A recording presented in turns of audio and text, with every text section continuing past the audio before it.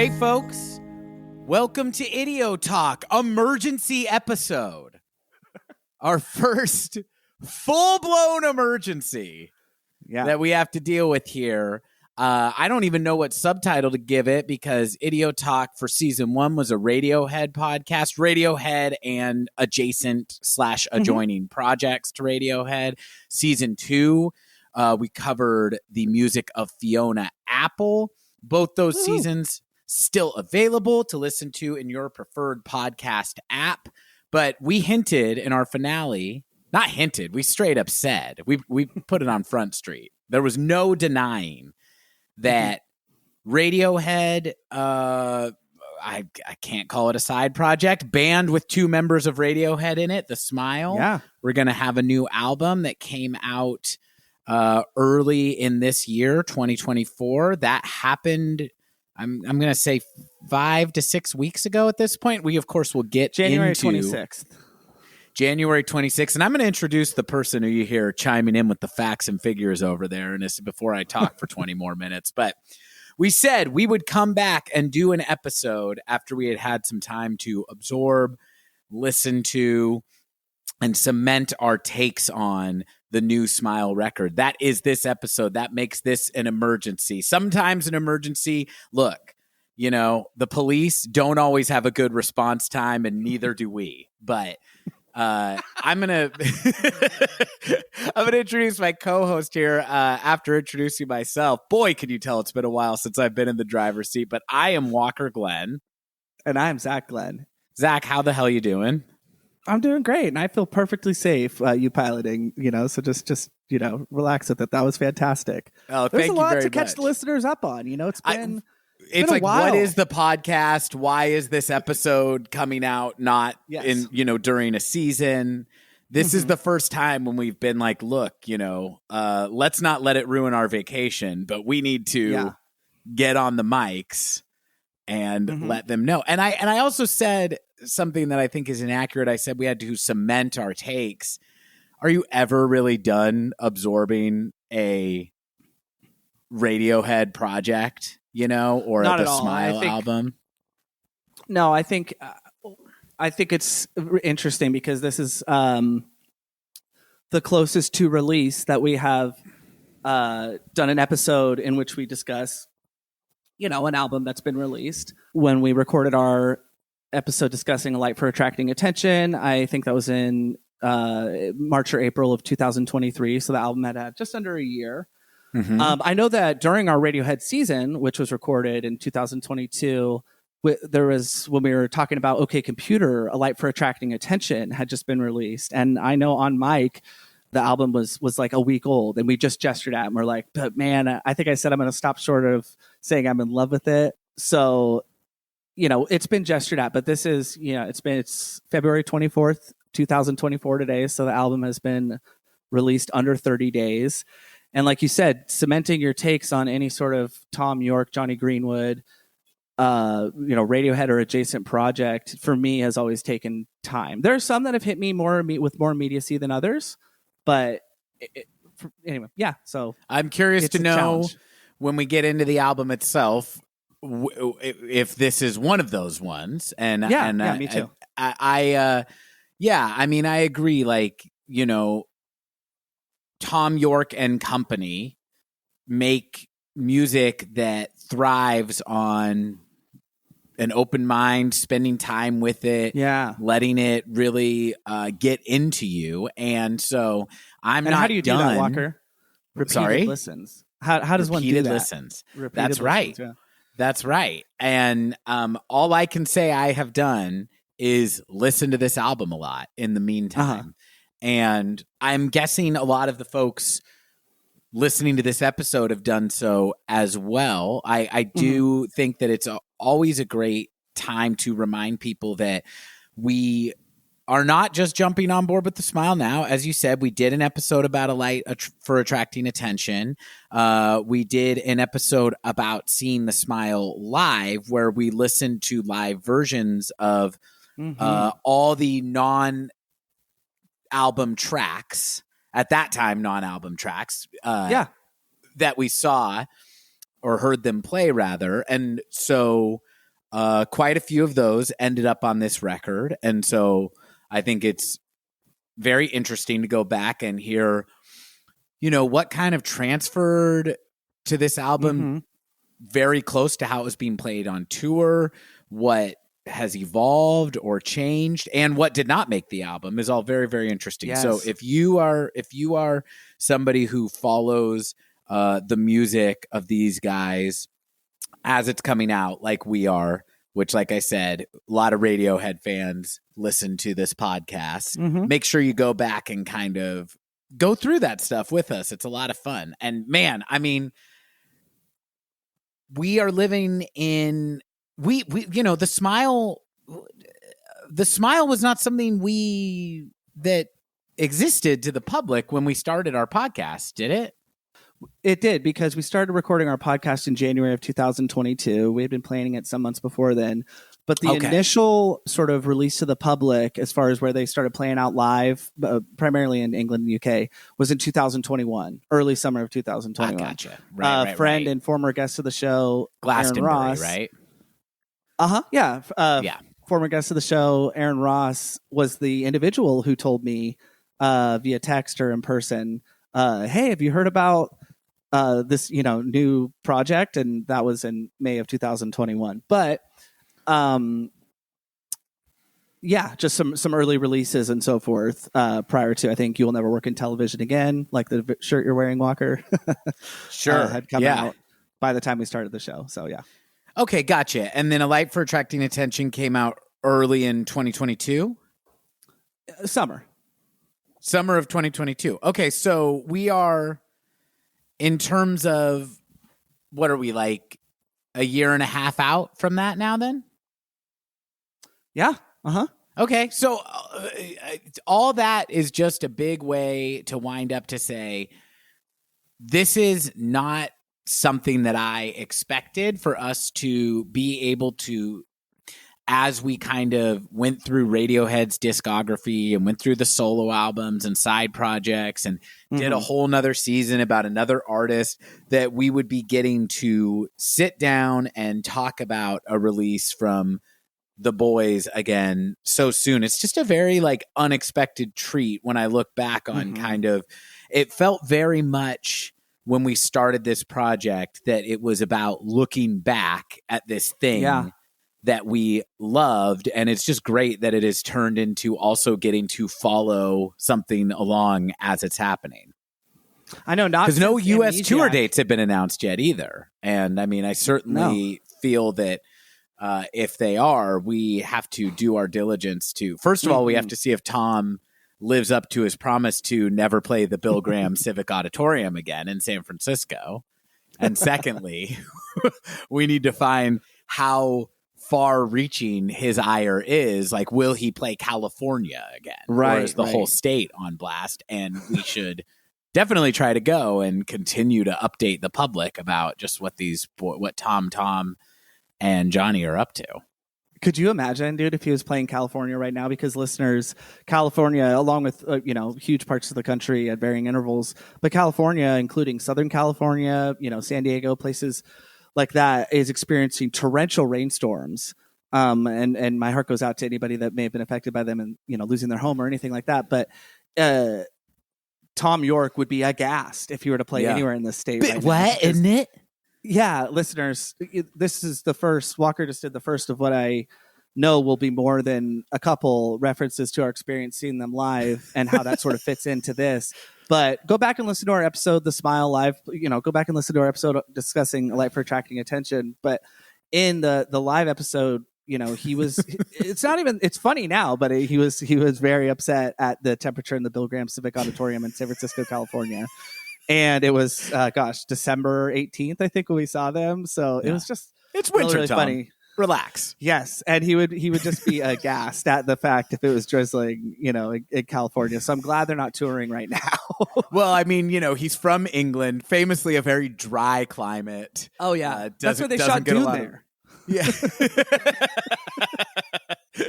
I like the idea that regardless of when they tour, he will just complain, did summer, and he's like, bit warm.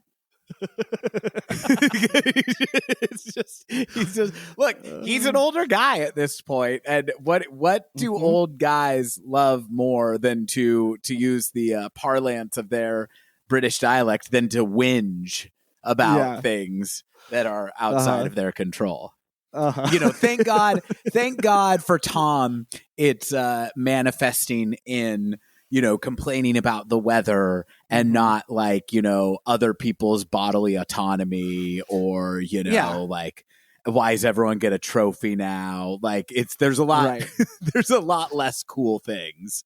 No, and it fits in totally with what his passions are that he is very passionately advocated for, spoken about, what have you in the environment. Tom is an environmentalist.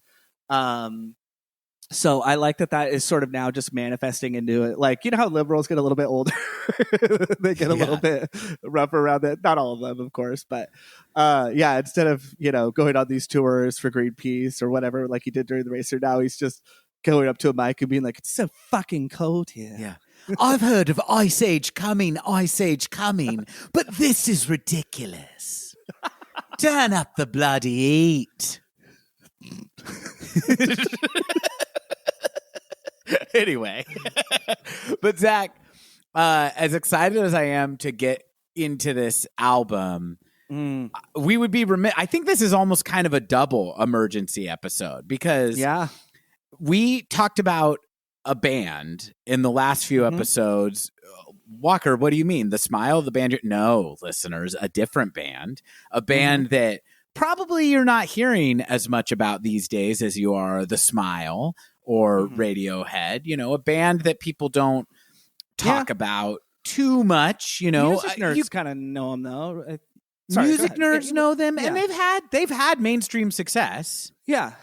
I would say they've been going in and out of style. But they're called the Beatles, and obviously you would assume that's spelled Beetles. Also, if you're lost already, I'll slow down. Okay. British rock group from Liverpool. Synonymous with the 1960s, Summer of Love, Sexual Revolution, Beatlemania. It's a great bit. In any case, we talked about the Beatles a lot. I think we maybe even our last couple episodes they came up, and Walker made fun of himself to be bringing up which is not to say that they don't just come up conversationally. I'm sure they have on many episodes of the podcast, and certainly have in many of our off-air conversations over the years. But with like a renewed vigor, we found ourselves discussing the Beatles a lot our last few episodes, to the point that I think we even kind of dubbed it like a recurring segment of Beatles news. Now, I don't want to take responsibility for like bringing the Beatles careening back into the public okay, honestly, I do too. I was being falsely modest, but because I noticed that since we started talking about the Beatles a lot again, all of a sudden Beatles news is popping up all over the damn place. There's like a new Beatles song for the first time since not since 1970, since 2002. Since Free as a Bird and Real Love, using machine learning algorithms to help bring John Lennon's voice, isolate his vocal track from a demo he did. I think I listened to that new song exactly one time and was like, yeah, that's fine. Did you have opinions about the new Beatles song? I felt the same way.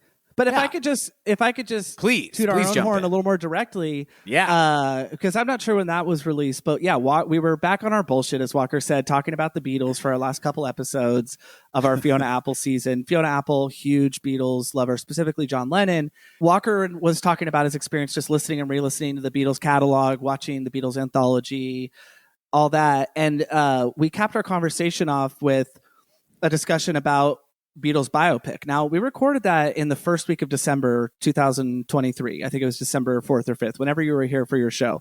And the episode did great, but it didn't exactly break the internet. But little did we know Hollywood was listening. Just to say, we did not have access to any sort of early press release about this, and it was released. The press release was released a few days ago, this week. And what is Pauly called Nostradamus in The Sopranos? He totally butchers it. He's like Notre Dame. I don't I'm not remember. saying that we're Notre Dame listeners, but yeah, it's just interesting, and there will be other. Well, you didn't say what the press release is. You gotta. I was gonna let you take it away. Oh no, please! You're doing great. Well, this week, it hit the internet that Sam Mendes and Sony director Sam Mendes, director of American Beauty, Skyfall, many great movies. He's kind of known as an upper tier director, I would say. Revolutionary Road, 1917. Thank you. 1917 being the high watermark for me. Sam Mendes, director, has partnered with Sony and Apple Corps to direct 4 Beatles theatrical movies on Paul McCartney, John Lennon, George Harrison, and Ringo Starr. That's going to be 4 individual movies covering what I've only read the one article that, we have in our notes here. So it seems to me that it's going to be telling the same chunk of time, if not extending further, but from different POVs. And I'm going to hold any thoughts on that. Walker, please elaborate if I have that sort of structure wrong at all. No, well, I just appreciate you having the temerity to be just upfront about that we are responsible for this, because there was no talk of a Beatles biopic happening. No, I had to calm you down. I was like, they're going to do it, Walker. And you're like, I know, but I wish they won't. And then I said, who's going to play George Harrison? Guess. And Walker, I think I may have spoiled it, but Walker was going to guess Timothy Chalamet, and that's who I said was going to. And we talked about it at length. I remember, and podcasts, I think because it's hard to copyright ideas, and so we don't really have legal recourse at this point to stop this from happening. I wish that we had said copyright 2023 Walker and Zach Glenn Media so that they were not able to make prediction. But can you copyright our idea for making a Beatles bio? Because I feel like we came up with the idea of what if there was a Beatles biopic, and then we're like, this is too powerful. This shouldn't be. This idea needs to be like the end of Raiders of the Lost Ark, right? Being rolled into. Yeah. What do you call that? Into the warehouse. Hide it away. Sure. I love that. Yeah, shot. So great.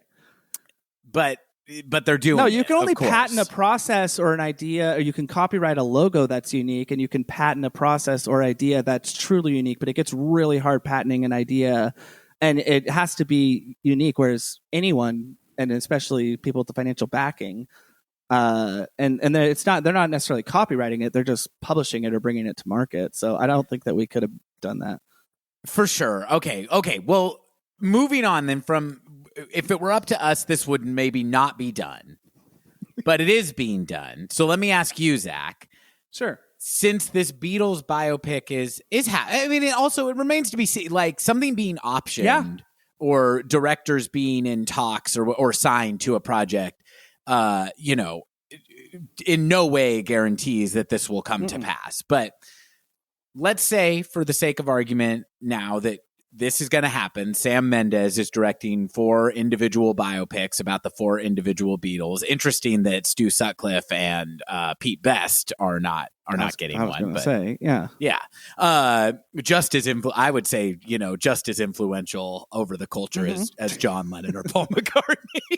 Absolutely. So let's say, though, for the sake of argument, the project, as it's being reported now, is what comes to pass. Sam Mendes directing 4 individual biopics. Yeah. Are you happy about this choice for how to proceed? This is a unusual approach to a band biopic. So are you happy about the 4 movies? Are you happy about the choice of director? Do you have further predictions? And do we want to see if those big air quotes coincidentally come to pass after we put this out into the world? Should we get executive producer credits on this project? Tell me everything you think about this emergency Beatles news. Well, I've been thinking about it quite a bit and thinking about how I want to present. I've actually more been thinking about how I want to present my overall opinions on it on pod than I have my actual opinions, which is funny. But what I mean by that is I think that there's enough podcasts in the ether out there, YouTube videos, whatever, that are just people railing against things happening because they don't happen the way they want them to occur or whatever, whether it's pop music, film, politics, obviously, but I'm more talking about more pop culture stuff. Sure. And I can't believe this guy's Batman now about every casting of like Batman. That. Yeah, and or they're making another Indiana Jones, or whatever, like it. Nothing will ever ruin the Beatles music. Obviously, some things could, but nothing like this would ever ruin the Beatles music to me. And I think it's a sign of getting older when you're already looking back on, oh, it wasn't this way when I was, in my 20s or my teens or whatever. And it's like, yeah, it's not, and if things stay the same, then that's obviously a lot of things stay the same. But specifically with biopics, where I am frustrated with them is the condensing of so many pinnacle events into one 90-minute or 120-minute chunk is really silly, because I think they have to just condense moments in time that may or may not have been magical. With this, right. I think it is wise that they are doing unconventionally, 4 different movies to show different perspectives. I'm guessing that the idea behind that is to show how different each member may have perceived pinnacle moments, or how they may have played out. And you see that happening in Get Back, for instance, like the different interpretations over time. I think the limitations of that, though, is that 2 out of the 4 members are passed away, and the 2, to lend their voice to and John and George, especially George, doesn't seem like he would want input on the script at all. I don't think he would care about this movie. I saw Ringo and Paul are obviously being very supportive for the shit zillion dollars it'll make, but and therefore giving it their blessing. But I think it's great, Yeah, I will a good bloke, American Beauty and all that. And he's English, and he's English as well. Oh shit! What? Sorry, this is so dumb, but I don't want to give anything away. But I watched Priscilla last night. I told you, and I want you to watch it, and I want to discuss it. Sure. So I don't want to. But there's a part where Elvis, played by Jacob Elordi, is sitting like in a dark room, plucking on a big Fender bass.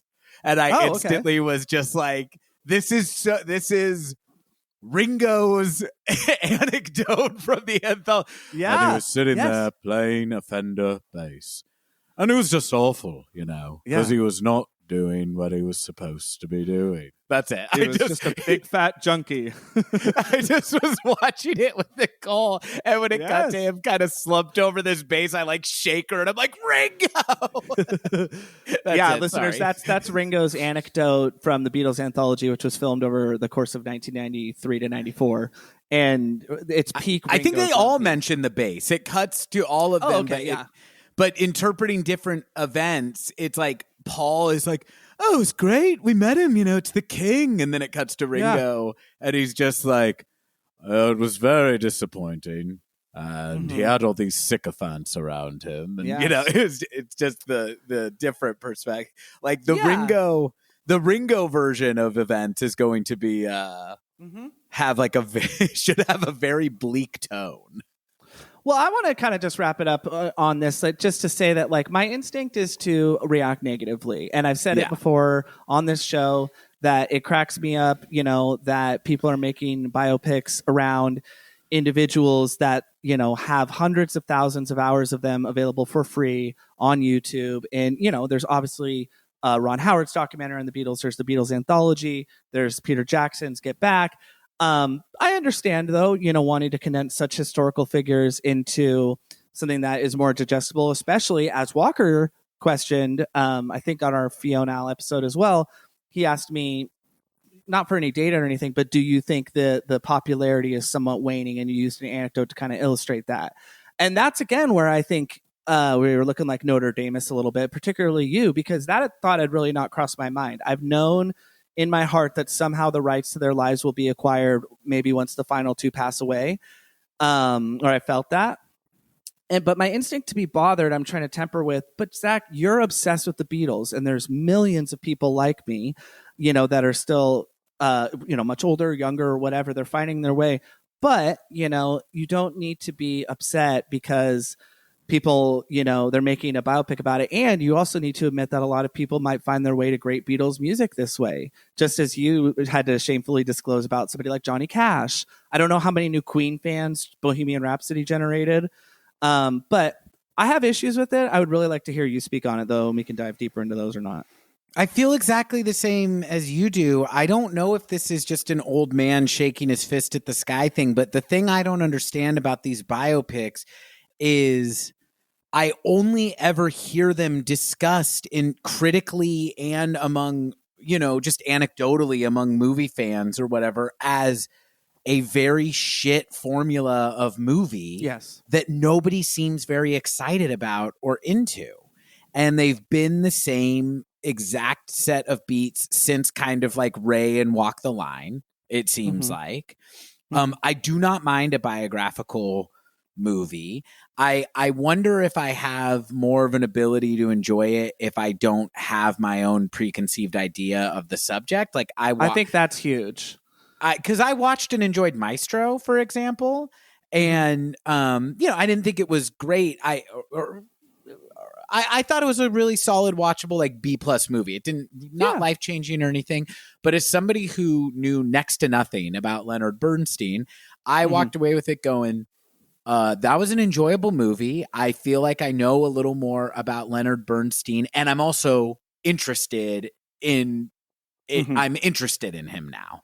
And so as an introductory piece on the life of this, hugely influential musical and cultural figure, I'm like, yeah, I enjoyed that. So I can transfer that over to somebody who's 15 and is like, oh yeah, Queen, that rock song with the opera singing in it. Yeah, I've heard that. Okay, I'll watch this. Oh wow, they seem really cool.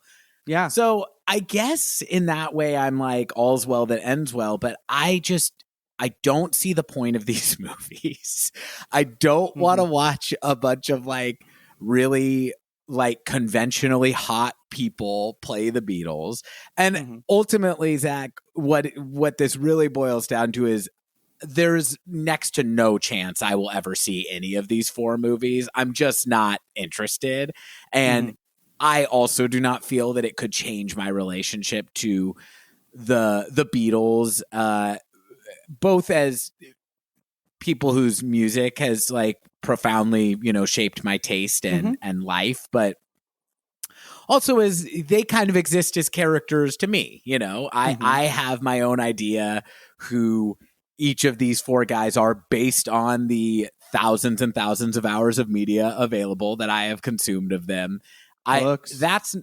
That's not in danger, but I also I'm not interested in Sam Mendes's take on them, and I'm not interested in Timothy Chalamet's take on George, or whoever should he play him. Should he play him? Which is what I wanted to throw back to you is before we move on is since this is happening and since Hollywood seems to be listening, should we cast this thing real quick? Now, a big problem for me is the reason I picked Timothy Chalamet is because he is one of 3 young actors whose name I know. So that could be an issue in casting this thing for me. But I mean,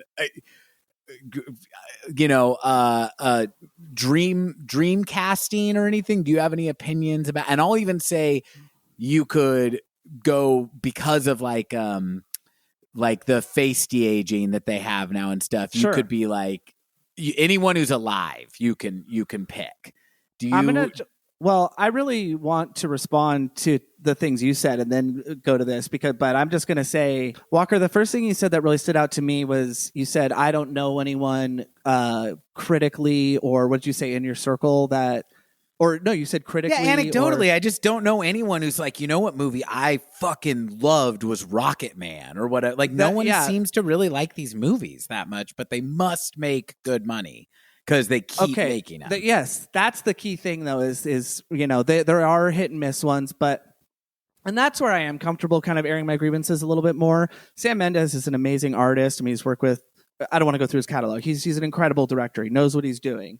So I think that win in the win column for these, they make money, and not all of them. And it's a sign, and listeners, Walker and I are not film critics or film analysts or whatever. But there's a channel I love, Broe Deschanel. She's a Canadian actress, and she analyzes contemporary film and then different movements in film. I love her channel. She has an amazing video on the modern biopic that she's really sour on. She's a northern neighbor. She's Canadian, like I said. So she's just very warm tone, but she comes across, she's very critical. And one of her videos on the modern biopic is so interesting. It just condenses so well, I think, what probably a lot of Walker and I's collective issues are, which is, to me, it's such a waste of monumental talent. Not a complete waste, but as somebody who's not an actor, but I really, really appreciate good acting, to me, where I get sad for it is, in my mind, acting is not about an impression. It's about inhabiting a character. Now, as a non-actor, I'm sure an actor would, say to me, no, I'm inhabiting the character of Maestro, or, of whomever, of Freddie Mercury or what. I mean, I will concede, as bad of a movie as I think Bohemian Rhapsody is, not only does Rami Malek look like Freddie Mercury, somebody who is impossible to resemble, but obviously his movements and all that. So I don't deny it. But to me, I mean, we have a Whitney Houston biopic coming out this year. We have a Michael Jackson biopic coming out this year. A Bob Marley biopic has already come out this year. And I understand, if I were an actor trying to make it, usually these are unknowns. The Bob Marley gentleman had acted in other films, but acting is so, the best actors to me, Julianne Moore in May December, Jodie Foster, Viola Davis, or other male actors you could think of, sure. They become, I like this character. De Niro guy. De Niro, thank you. Yeah, or they fill in the life with their own imagination or with the help of the writer or whatever. And it's not. I don't mean to be so up my own ass with this, but it's not exciting to me to watch who can do the best impression of somebody when I can watch Paul play my favorite song in the studio, on the album, live through any decade, or John or Ringo or George. And it just seems like a waste of talent directorially, of all the craftspeople that work on it, makeup, hair. Like, why write something original? And this is such a tired thing to rail against, but they make money, and they don't all. But I just wish that there were more new ideas being brought to the forefront for these A-list directors. And there are. That's the other thing that I want to circle back to. So this isn't a rant podcast. There's so many great movies that came out in 2023. I think the strongest year since COVID. And obviously we're into 2024 now. And some amazing movies have been released this year too. So, this is not the death of Hollywood. The industry is changing, and less dramas or melodramas maybe are making a shit zillion dollars or comedy or whatever. But that's the other thing I keep telling myself, is that why waste your time being upset about something that is being made when there's other great things? Do you think they will include the story that Paul inexplicably revealed a few years ago, that they all jerked off together? And then Ringo... did you know that? And then Ringo said in an interview, by the way, listeners, if you think I'm making this up just to make it immature, look it up. And then Ringo was asked about it, and he said, "That happened before I joined the group." Did you know that Paul and John were in the room when George lost his virginity? I've read that as well, yeah. I could see them putting something like that in there, because it doesn't, the way it came out was, it wasn't some horrible assault. Who knows? Anything's possible, but it wasn't a horrible assault thing. The lights were all off, but it was more a sign of, because this is before they'd made it big, before Hamburg, they were all sharing one room. Right. And with the jerked off thing, I mean, boys do crazy stuff, and, often, it could lead to worse stuff, but stuff like that, it's like, I'm like, yeah, it's not that crazy, especially if you're all teenage boys sharing one room. No, it's not that crazy. But it's funny to talk about, and it's funny that Ringo clarified that it happened before he joined. So that would be funny if we see that from all the different perspectives, and from in the Paul movie, Ringo's there, and then in the Ringo movie, he's not there, but he just heard about it. Those would be the interesting things. I think what they'll mess with POV wise will be the relationship between John and Paul and their independent partners or wives, and the way they perceive them differently. Maybe from Paul's movie, it'll show that, everybody's quite cruel to Linda, and then John will be, everyone's racist to Yoko, because I could see them including something like the letter that Paul wrote. This is in his biography many years from now, and in other sources, The Beatles by Bob Spitz. Paul, one of the only skeletons in his closet that there's no denying, I think context matters but doesn't excuse it, is he wrote a letter to John and Yoko in which he used multiple racial slurs referring to Yoko's Japanese or Asian identity that we're not going to mention on. Wow, I did not know that. The reason why it's not been a bigger deal is because it was during the time in which Paul and John were friends again, post Beatles, and he was friends with Yoko. So while this doesn't excuse it, and I'm not saying it was different then, but it's a sign of the times, I think, because it's a letter to them, and he refers to it, which is wrong and is unequivocally wrong. Right, but he thinks he's being yes, fun. It's not an assault on her. He thinks he's being funny or whatever. He thinks he's being funny, but John then later did say that was super offensive, and he's right. So I could see them including stuff like that doesn't besmirch the character, but you could see from different points of view. But that's not interesting to me. It's interesting to read it in a book and to hear it analyzed by a Beatles expert. Not Sam Mendes and $1 billion budget. Yeah. No, absolutely. So that's all. Well, let's cast this thing. Right, I mean, do we leave?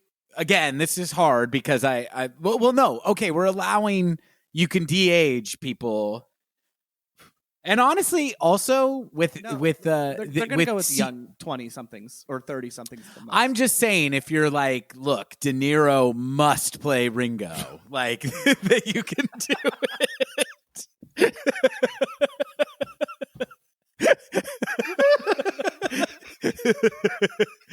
Okay. Can I go first? Yeah, please. Okay, who is the person who plays Elvis in Sofia Coppola's new movie? I was thinking Jacob Elordi's got to be in this. Yeah, I was thinking him for John. Who's your John? Okay, I was seeing. For some reason I'm having the hardest time thinking of someone for John, because I think like John is. Wait, are we thinking of what's a good idea or who they'll actually cast or try to get? We are casting it. Oh, and then we're in charge. Like we fucking we got this thing made in the first place. Right. Like when we come back, we'll be like, oh, interesting. They went with all our choices. Okay. Sorry. Okay, we're on John. Go ahead. I see Jacob Elordi as in this thing, but I see him as a little more Paul or George Martin. Yeah, totally play George Martin with a yeah, but Martin was Paul. That's true, but I just think like it's like I don't know. I mean, he's way hotter than anyone in the Beatles, but like that's how these things are cast. So I just like John was a pretty good looking guy. I'm not saying any of them aren't good looking guys. I'm just saying that it's like, people like, your average character actor now is hotter than like the supermodel of the 1960s. All anybody did was smoke and eat red meat. Like everyone looked like shit. Yeah.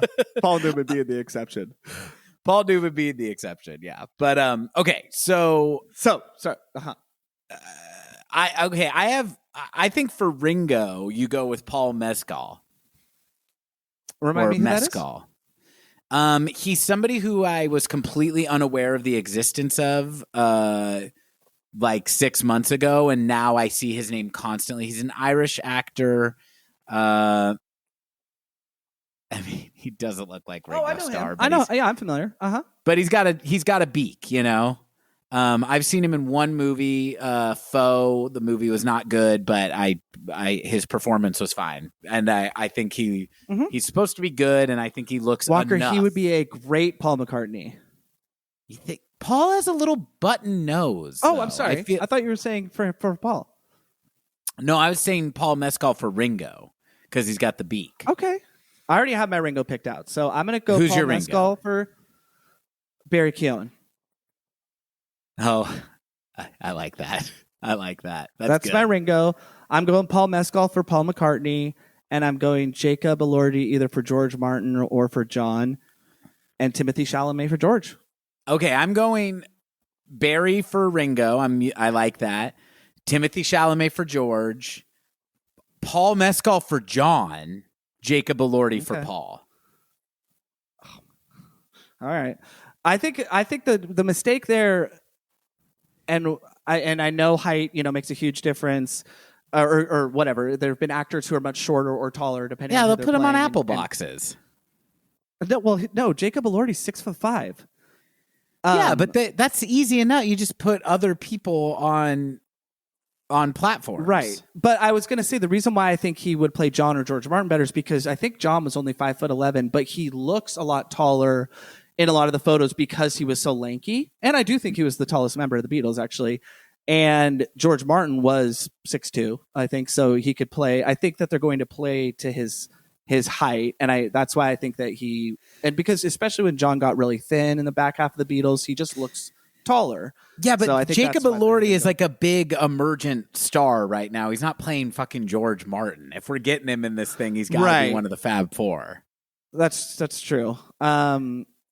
So yeah, I just think he could be good casting as him. I don't know enough young hot actors, honestly, though, to cast this with any degree of, and I could see them doing 4 unknowns too. Wait, what if we do it like they did in Straight Outta Compton, and we get the little George Harrison, and does Paul McCartney have a son? Yes, I was going to say, besides George Harrison's son, who I haven't seen him in many years, but incredibly and as John Lennon, Julian Lennon. Dude, you beat me to it. I was going to say Paul and John's kids. It's that thing where two beautiful people get together because I think Linda McCartney was a beautiful woman. I think Yoko Ono was and is a beautiful woman. Their children, unfortunately, just didn't inherit their parents' good looks. Oh, I think people would say Sean Lennon is good looking. Sure. Okay. Maybe. Yeah. Paul's son. God, I don't want to be unkind, but have you seen Paul's son? Well, I didn't know he existed until moments ago. Oh my God! You got to look at it right now. Can I wait? But I mean, George Harrison's kid, George Harrison. Oh, that's what I was going to say. George's Beatle, and he looks just like him. Handsome as fuck. Listeners, if you want to get a quick snapshot of him, go to Prince playing, or go to While My Guitar Gently Weeps at the Rock and Roll Hall of Fame induction from 2004. It's Tom Petty, a lot of other musicians, George Harrison's son, and Prince playing the song, and you could see a lot of shots of George Harrison's son. Very handsome. Wait, okay. Okay, yes, I have seen this. I know. It's kind of a Harrison Ford son situation. We're like, God, I wonder what Harrison Ford's son looked like. Lucky dog. Oh my goodness. It's like his eyes, nose, and mouth are Paul McCartney's, like put onto like the most giant balding head you've ever seen. It's so funny. It looks like if you made like a Paul McCartney Mr. Potato Head. It looks like if like you had like a child that was showing aptitude for drawing, where like, draw me Paul McCartney, and you're like, oh yeah, that's close. But he has a stronger chin. He's a 6-year-old drawing of Paul McCartney. Yes, he's a 6-year-old drawing of Paul McCartney. Well, I think we did it. Well, we don't agree on. No, we don't have to agree. But I'm thinking, let's just cast Brian. But wait, Epstein what's real Ice quick. Cube's son's name again? Because it's bugging me. I can't remember. It's like Shay something. Yeah, Shay. I like him too. Fuck, what's his name? If only there was a way. I'm looking it up. O'Shea Jackson Jr. You know what he was great in besides Straight Outta Compton was Ingrid Goes West I loved it that he was he was obsessed with Batman Forever. Yes, he was like a black nerd. He reminded me of me so much. I was like, I love that they have a black dude in this film that's just like a nerd. Like, what a great Well, it was character. just a funny runner that he wasn't obsessed with Batman in general. He was obsessed with Batman Forever in particular. Yes, listeners, please watch one of the greatest movies on social media commentary I think ever made, because just want to highly recommend it. I'm not saying it's one of the best movies ever made, but I think it makes its point around influencer culture and our obsession with people we don't know, much like this podcast. And Zach, I was going to say, would you say that the album we're here to discuss today perhaps contains commentary about this very topic? Perhaps even in its titular track, Wall of Eyes? Okay, me either. I just wanted to throw it out there. Should we get into Wall of Eyes? I think that we stumbled upon, what I do think is a very central theme to this album. I would love to, Walker. So why don't you hit us with the basic stats? And, in this one, we always strive to go beyond the Wikipedia, but, information is still forthcoming, I would say, about Wall of Eyes, because we don't have history really to look back on, but we do know plenty about the when and where. So why don't you fill us in, brother? Well, as we previously mentioned, it was released internationally on January 26, 2004. The recording locations were Abbey Road Studios in Westminster, London, plus an undisclosed location in Oxfordshire. I thought that was interesting. The genre, this is as you just mentioned, as defined on Wikipedia or whatnot, but I always find this so interesting what genres music is classified to. Art rock, check. Progressive rock, check. Post rock, okay. Experimental rock. Anything to add on that? The prog rock label is interesting. Somebody who I'm a big fan of, who, as far as I know, is not a musician in any capacity himself, but I just think is great as a music commentator, is Tom Sharpling. And I was listening to his weekly show. It was a radio show for years and now exists as a podcast, The Best Show. And he has just a ton of obscure music knowledge, but he's also, not surprisingly, a big fan of Radiohead and, Radiohead related projects. And he was talking about this new album and just saying, what I love about this record is they're not pretending they don't like prog rock anymore. Now, I don't really know a ton of prog rock. I definitely know the things that I'm into that I think touch upon it. Stuff like, I suppose Pink Floyd comes to mind, and off the top of my head, I can't think of maybe like Pinback, I would say, has some like prog rock influence. Mars Volta. Oh, Mars Volta, very much so. So there you go. But, prog rock is not something that does a ton for me in terms of like my kind of mainstream understanding of it. The bands that come to mind for me are like Yes, Rush, King Crimson. King Crimson. Have you gotten into King Crimson ever? No, and none of these are bands that I would say I know a lot of deep cuts of. But Tool, yeah. So all that to say, not super my thing, but it is something that I see mentioned a lot in the reviews that I've read of this album. And I don't often hear Radiohead described as prog rock. And I also haven't heard that label be invoked a lot about A Light for Attracting Attention either. But if it's something that they're into and they're wearing it on their sleeve a little more with this one, that's fun. I like that. I like that this keeps evolving. Yeah, I think that there's at least 3 in my mind, if not 3.5 songs that I would define as kind of prog rock, because I was more thinking post rock. Walker, you're forgetting Peter Gabriel though, being one of the biggest artists that people generally throw into a progressive rock category of his time, at least. And he was in the band Genesis, who are a prog rock group. And I would say I'm not a big Genesis fan, and I'm more into Peter Gabriel's,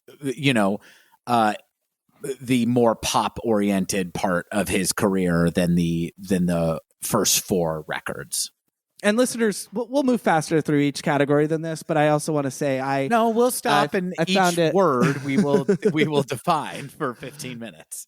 I found it in Pitchfork and Mojo article that I'm going to reference kind of throughout. I forget which article in particular, but cited King Crimson, who I'm a huge fan of. Porcupine Tree, I had the opportunity to see here in Sacramento, Davis, California, late last year with a friend of the show, Paul Rios. And it was, I'm not going to say that, The Smile or Johnny Greenwood or in particular are drawing upon maybe even Frank Zappa a little bit. He's definitely thought of as I could see Johnny Greenwood really being a Zappa fan. I'm not sure.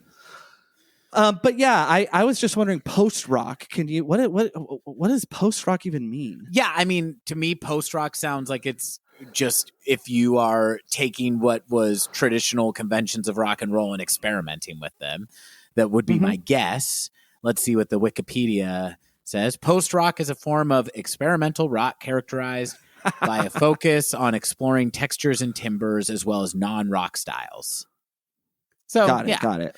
That's a pretty general term, but I would definitely say every Radiohead project from the Bends onward has fit into that category. The other thing, when you were bringing up influences that are referenced for the dozenth time, I would say this band is referenced in every review of Radiohead from Kid A on. Is the group Can is always referenced. And Zach, I think we really got to check out Can at some point, because I still have never listened to them. But I can and I will. That's why they named themselves that. But yeah, it's constantly referenced in regards to Radiohead and subsequent projects. So I got to check them out at some point. Well, I like that in the reviews of this album as well. Excuse me. Sorry. I like that we're talking about the prog rock, ahead of time, because that's something I want to elaborate on as we listen to the tracks. Going to the length of this album. It's 8 tracks long. It's 45 minutes, 16 seconds long. Walker, do you happen to know the length of A Light for Attracting Attention? I'm going to guess 48 minutes. 53 minutes, 18 seconds. Okay. So, I think there's 13 tracks, I want to say, on A Light for Attracting Attention. This is an 8-track album. So not only do we have, less tracks, but we also have, an 8 minute, and 8 minutes is a lot, whether that would have comprised 2 songs or 3, who knows, but just a little bit of a tighter album. We'll discuss to its benefit or detriment later on. But is that, I don't think there's a song under 5 minutes in length on this album. I'm not sure, but they're all right around 4:40 to 5 minutes. I agree. Yeah. I'm not sure, but I agree. It was released under XL Recordings. Listeners, we've talked about XL at length, but the largest sort of independent label for kind of big acts, but also indie acts. It's like their Sub Pop Records. Would you say, Walker? Yeah, it's like the British Sub Pop. The producer, take it away, Walker. Who do we got producing this one? Well, it's going to shock you that they got Nigel Godrich. Wait a second. Hold on a gosh darn second. Listeners, this is a non-Nigel joint. This one is produced by Sam Petz Davies. Now, this guy is unknown to me, but he did collaborate with Tom York previously on the soundtrack. Tom York wrote a soundtrack of original songs for the movie Suspiria that was released, 2018, if I remember right? Yep, that's right. And so he worked on that and just some other credits this guy has. He's produced, and I'm going to just put out there, these are all unknown acts to me, but that doesn't mean that they're not hugely influential. Oh, he's a young bloke. He's not that experienced. Yeah, no. I saw he's produced a few different groups: Puma Blue, Marika Hackman, Warpaint, Wavaka Gentle is what I found. But yeah, this was really surprising to me. And Zach, I'm so used to Nigel being in the behind the boards for every Tom York project, literally since the Bends. He has been. I guess with the exception of the Suspiria soundtrack, that I did not bother to check who the producer on this was. And I guess I'll just be honest with the listeners. I am finding out today that it is not Nigel Godrich. And so the last part of my research for this album was finding out about Sam Petz Davies. There's not a ton out there. When you Google him, the first picture that comes up is a picture of Colin Greenwood. So, but there are photos of this, Jen, and I don't want to make my co-host embarrassed here or anything, but you've talked a lot about, Walker, that there might be some bald discrimination in the Smile, that they got rid of sort of the follically challenged members and Phil, even though Nigel himself is follically challenged, but he is kind of impersonating a Bob's Big Boy. Why don't you wouldn't know it from the front, would you, Zach? Because he spikes it all up, and then if he's unfortunate enough that a camera catches him from the backside, you realize that he sits on a throne of lies. This gentleman, I don't know his age, but he looks quite young, and it's great to hear that he and Tom York had collaborated before. Obviously, same as with Tom Skinner in a way. Tom Skinner, I think, is in his early 40s, but he and Johnny Greenwood's collaboration relationship, if you will, goes all the way back to 2011 when they were recording the original score for Paul Thomas Anderson's The Master. That movie came out in 2012, but I'm saying that they composed the soundtrack in 2011. So many years before any collaboration in the form of The Smile. This person, if you're producing a Tom York and Johnny Greenwood project, obviously you have to have musical and production chops, but I'm sure your relationship goes back. They seem to like to know who they're working with in an intimate way, is what I mean to say. You know, we already talked about our opinions about this record are probably going to continue to expand and contract as we listen to it over time. Sure. You know, I'm still getting into this album. You know, we covered the Atoms for Peace, their one record. And at the time we recorded the album, I was fairly cool on a lot of it. And then a few weeks later, when we sat down to talk about a completely different album, I was like, you know what? I kept listening to it, and I'm really, really starting to love stuff that wasn't moving me a lot. So I'm very interested to continue to listen to Wall of Eyes with a closer ear to the production differences between this and, you know, even just the Last Smile record.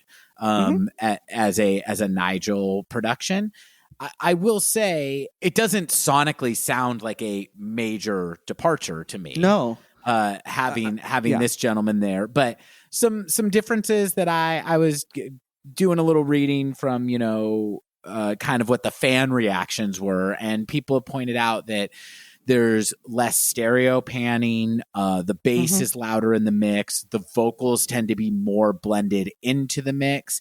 And then my observation, independently of those, is just that I would say this album is defined by much sparer arrangements than its predecessor. Now, that isn't necessarily a production choice, but, you know, generally with Tom York and Johnny Greenwood, like, Nigel is a musical collaborator who is helping shape the sound of the album. He's helping, I do think, with arrangements to a large degree and helping make things sonically consistent. So I don't know if that is a Sam Petz Davies contribution or just what this batch of songs happen to sound like, but I do think it is a defining characteristic of this album compared to the Last Smile record.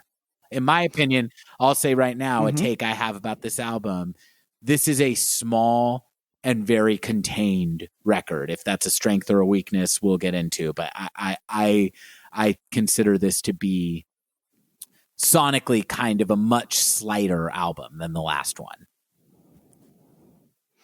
Yeah, and, you know, I think that's all really well said, and I'm so excited to sort of hit upon the production arrangements, you know, what have you, their differences or whatever, you know, as we go through the tracks.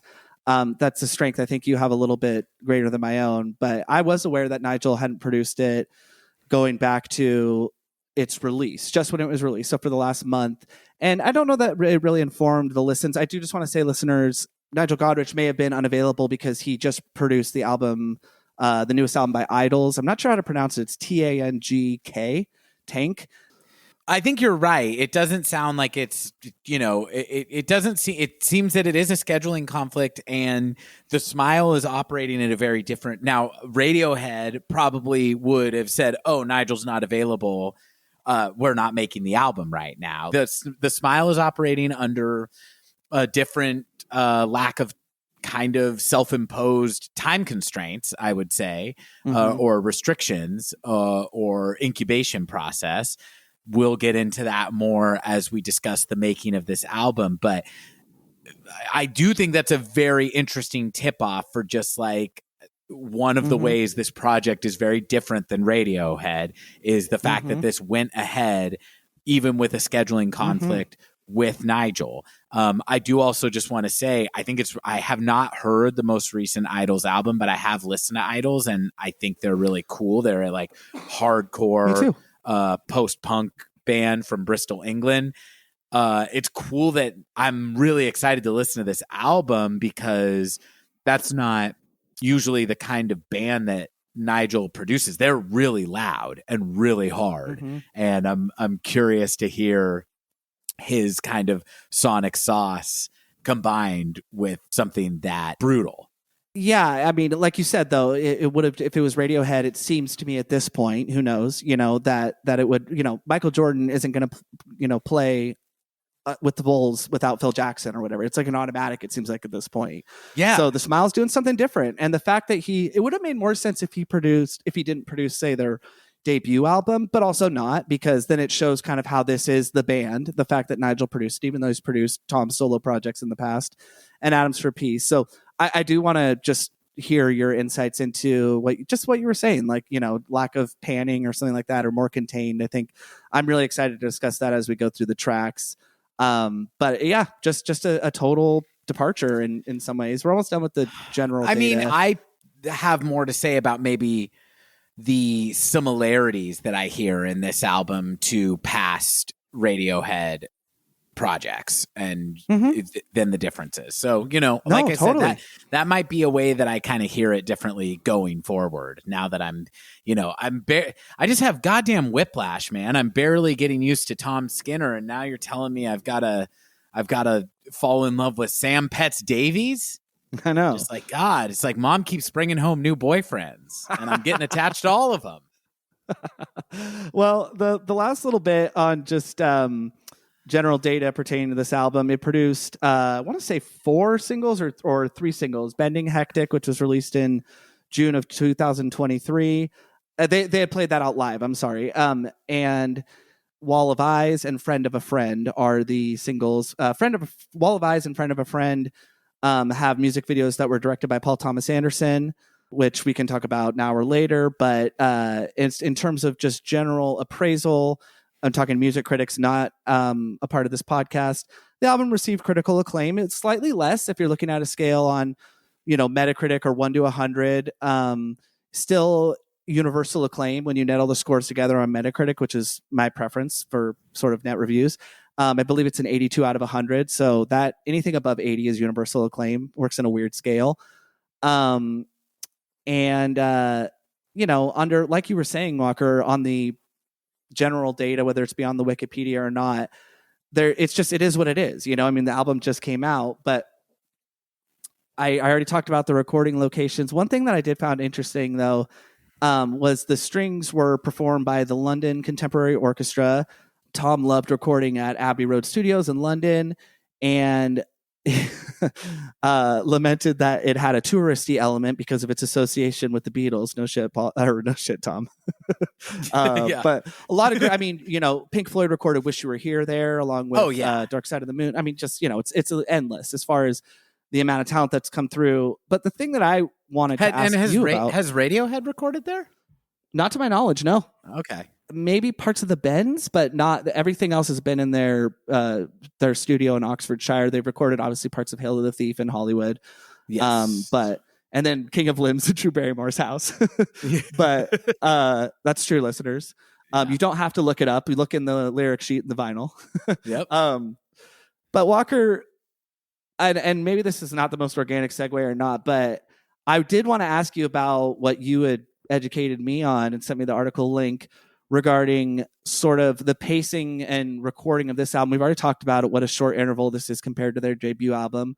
But what Johnny Greenwood had to say about the Smile sort of recording pace, backlog of ideas and all that. Do you want to talk about that or no? Yes. This is just not how Radiohead does it. Not since Amnesiac. No, exactly. And those were recorded at the same time, and it was conceived as a double album that they made into 2 albums. So even that is, kind of on a technicality, right? It's shorter than the space between Pablo Honey and the Bends.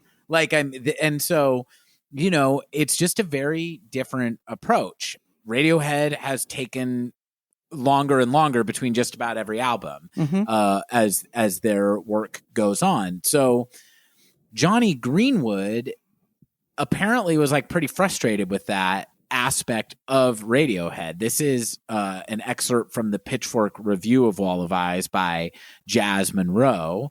And I think it's interesting that Jazz Monroe got to write this review, on an album that has some jazz influences. That's just, I don't know if that's a nepotism hire or not. But this is from that review. It says, as far back as 2009, Johnny Greenwood was fed up with the faff of the world's most studious stadium band. And this is a quote from Tom. He can't stand it anymore, the pace of the way we work. Despite the guitarist's and composer's impatience, he was prone to obsessing over what York called the extra things, the sly strings and choked squeals that thread razor wire into Radiohead's pillowed luxury. Come on, we need some wrong notes, he's always saying. Okay, you've got 'em, York joked. But never have we heard Greenwood quite like this. On Wall of Eyes, the second album from The Smile, his hostile harmonies and expediency in the studio nudge the trio somewhere new. It's his most exciting and volatile performance since In Rainbows. Let's see. So, and then this is a quote from Johnny Greenwood from a different article I found. He says, I'm the most impatient of everybody in Radiohead. I've always said I'd much rather the records were 90% as good, but come out twice as often. So I think that's really interesting. This is shocking. And I read this because Walker sent it to me. I can't put meaning to that. Not that I know Johnny Greenwood or anything. He's a very quiet person, very sparse in interviews. He works a ton. Of all the members of Radiohead, I wouldn't necessarily think that he is the one who felt that way. I wouldn't either, but it sounds like there's a little bit of a contradiction here too, though, because Tom is also saying he's the one who obsesses the most about the tiny details. This is total speculation. I feel like it's speculation we've kind of got at before. I feel like this came up when we did our episode about A Light for Attracting Attention. I think that the biggest departure about The Smile from Radiohead is that it's not called Radiohead. And so there is a spirit of experimentation that they are allowing themselves that they would not on Radiohead. There are songs on this. So on this album, maybe it's like hey, like prog rock is considered kind of nerdy music. Maybe we're not going to, maybe shit ideas we have that fit under that banner are getting thrown out, that they won't fit on a Radiohead album. On the last album, We Don't Know What Tomorrow Brings is like just a straight up 4/4 rock song that, you know, it's a driving rock song that I don't think we've from heard Joshua Tree. Right, exactly. It sounds like a kind of like 80s post-punk a little bit. Yeah. And I don't think that would make it on a Radiohead album, but obviously they still have a joy for that kind of music because they're doing it on a new album. And so I wonder if, even though Greenwood is saying I was really impatient with Radiohead, I wonder if it's just more of a branding issue than anything else. There's so much pressure on Radiohead to be the most interesting band, the most interesting rock and roll band working today. And or at least one of them. What do you mean? Yeah, exactly. I think the same, like Tool has the same expectation on them for instance, and they are break in between albums was 13 years. So I just think, even though I favor Radiohead greatly over Tool, they're in an elite class of, I would say, 3 to 5 bands that are at the age that they are. Absolutely. And does that pressure still exist when you have 2 members of Radiohead in your band?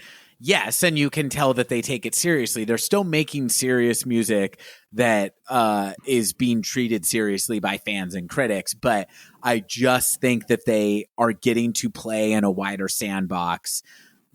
I think that there's clearly some self-imposed limits on what can be a Radiohead song based on what we're hearing from The Smile.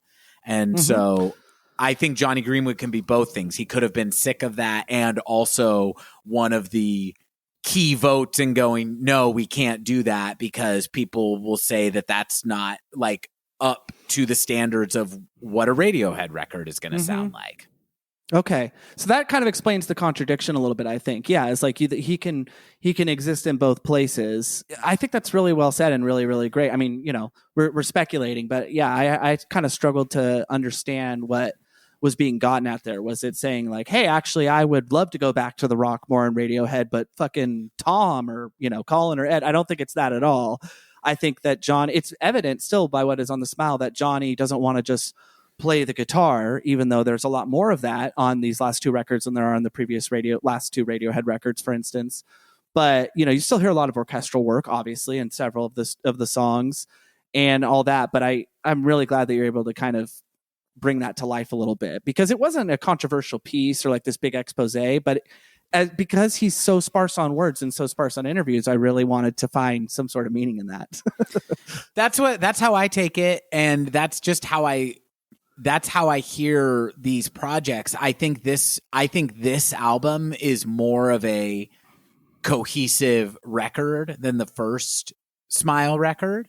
That one to me is more of like a sounds, and I think that's a strength of this record, is that it to me sounds more it has a more consistent sound, in my opinion. And I think it's a strength of A Light for attracting attention, that it sounds like a dumping ground for ideas that we've accumulated over the last few years. Both things can be great if the songs are great, right? Like, I mean, because I think Kid A and Amnesiac are wildly all over the place in terms of what kind of songs they're putting on there, but the quality is very, very high consistently. So it plays like a strength on that record, or like a strength on the White Album. I think it's less of a strength on Hail to the Thief, because those songs just maybe need a little more finessing and a little more time. So I don't necessarily prefer one thing to the other, but I do think, and in the case of the Smile and the two records we have, I think, and I'm tilting my hand a little bit, I quite like Wall of Eyes a lot. I don't mind saying that now.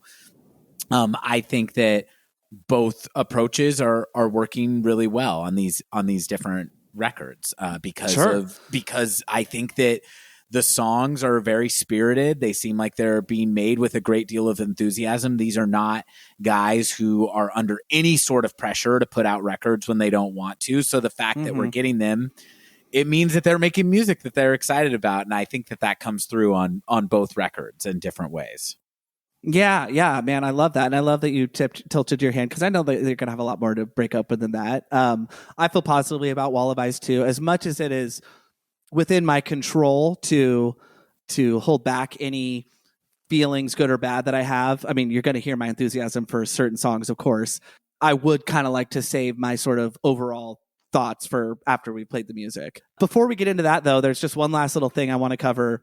Yeah, please. Which is the release and sales. We're still very early into the release and sales, obviously, or the sales at least. But this is really interesting, because this is something that Tom York and company, I would say, have engaged with since Moonshaped Pool, which, wanna feel old, that's almost 8 years ago.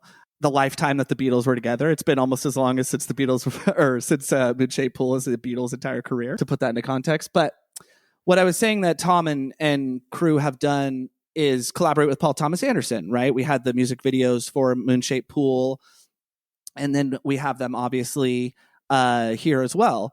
So in January of this year, The Smile held a series of screenings at independent cinemas around the world titled Wall of Eyes on film, which is really cool. P.T. Anderson's kind of a film purist, so they were on actual film, or they were shot that way at least. The events included listening parties for the album in surround sound, including an additional orchestral track called Tiptoe, and footage from the album recording sessions, which would have been really cool to see. The premiere of PTA's video for Friend of a Friend. There were screenings at various movie houses in the United Kingdom and in other locations. And this is what I wanted to get to. These independent screenings led to some people, a select group, but probably thousands at least, hearing the album earlier than the general public. So it was released, I think it got an international release of January 26th. But this indirectly, folks listening to the album, or getting to hear it, I should say, earlier than others, indirectly led to my suspension from the Smiles Reddit board. It was only a 7-day suspension. And yeah, so this is funny, and I also want to bring it up much later.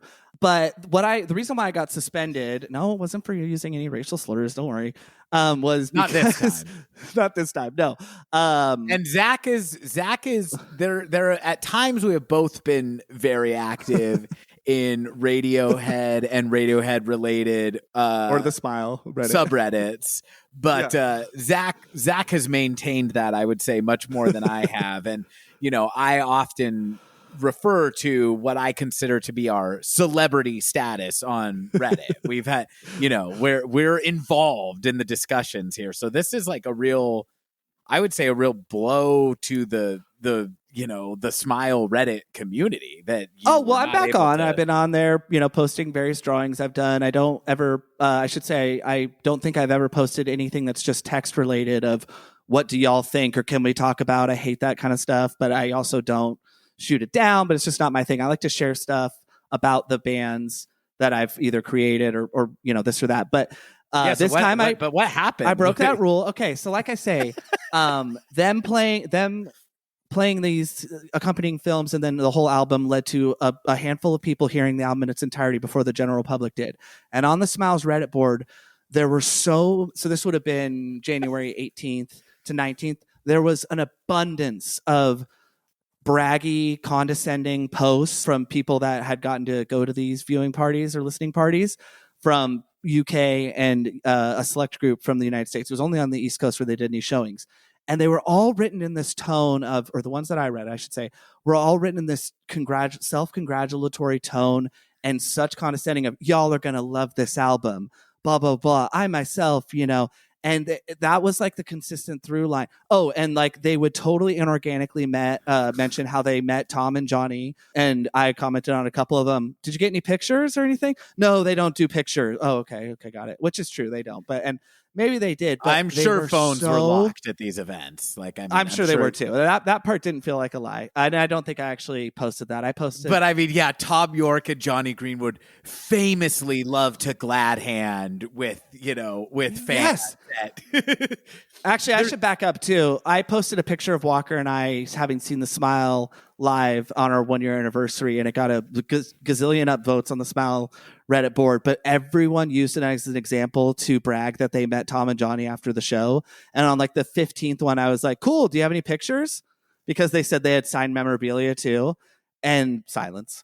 And but it was just bugging me so bad. So I went on the Smiles Reddit board and was like, I'm seeing a lot of condescending blah blah blah about anyone who got to go to these shows. We get it, the album's good and you got to hear it before us. And my friend, it was flying on the upvotes. I think it had been up for like 10 minutes. You were like the voice of the voiceless here, where it's I got a couple. Not all of us are in your ivory towers of getting to go to these UK listening parties, and the fucking serfs down here waiting for the album to come out. We're like, this guy is speaking for us. Thank you, dude. What you just said was on the lines of my post. I can't find my post because when it got deleted, it immediately deletes it, and you can't even see the old version of it.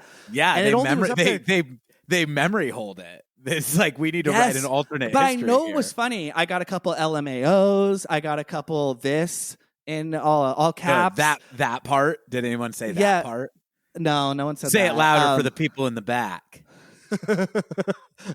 Yeah, us.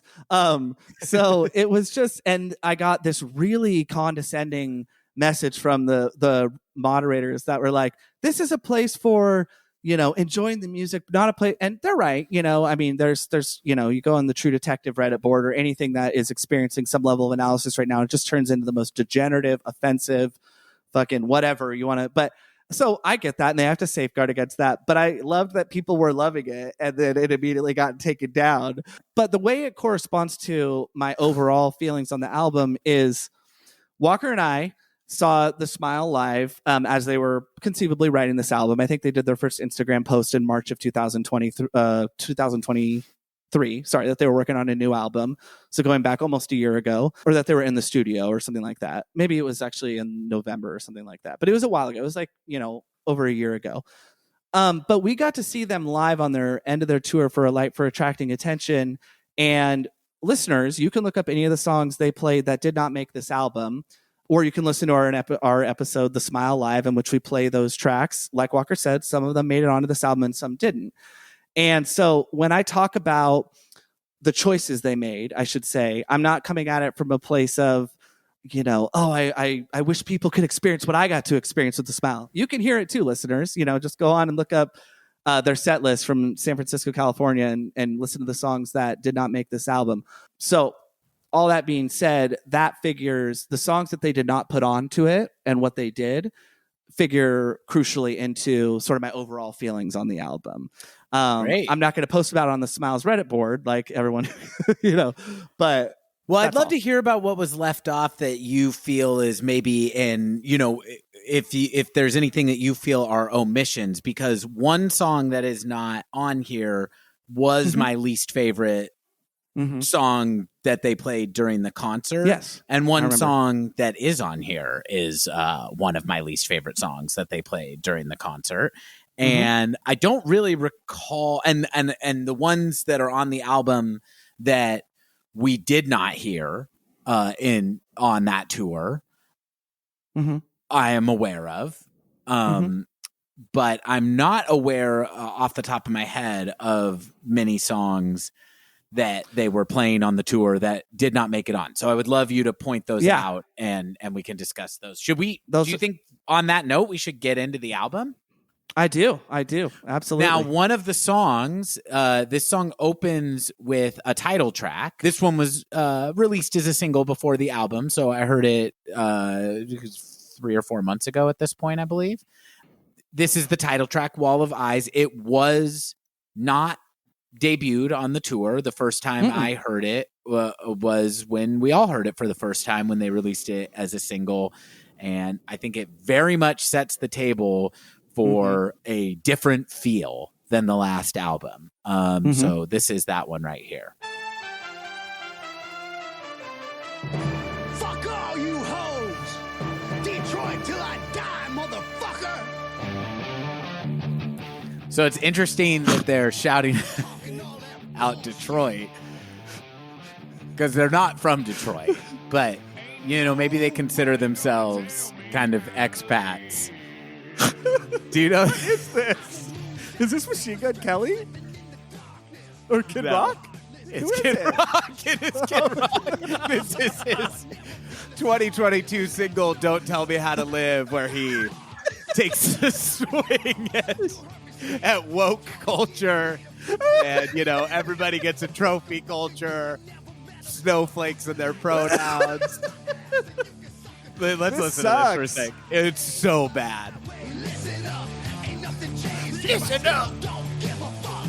Oh my God. With all the backlash, you snowflakes, here's a news flash. Ain't nobody. Zach is having a very physical reaction. Do you not remember when this came out? The video is him getting on a rocket ship shaped like a middle finger and no. Oh, that last part. That last part was so good. He says, back in my day, it was a joke, you see, that every kid got a motherfucking trophy. Oh, my God. Every opinion has a millennial effect. Also, it's like, hey, dude, we're not making, millennials are old now. I'm a millennial. I'm 37 years old. You're not even mocking the right generation. We're going after Gen Z now. I know, no shit. Yeah, it's really. Oh, I kind of like this part. He's doing his best Dio.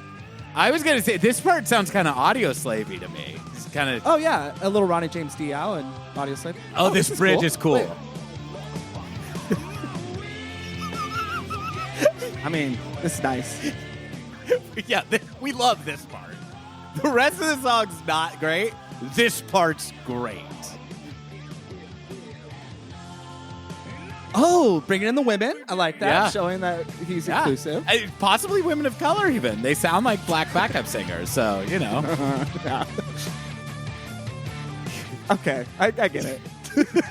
Okay, so, Zach, I want to tell you, first of all, that Zach was I got to see him be genuinely shocked because he asked for a fake out song, and I was like, I don't have time to do that this week. So I saw him put on his concentrating about to listen to the smile face and then get hit with. But Zach, I wanted to tell you too, this was my second pick because the one I almost used was also a right wing anthem, but I was it from a small town.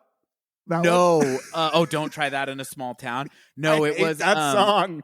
It's called Boycott Target. And it was a rap song. There's these MAGA rappers that did this song.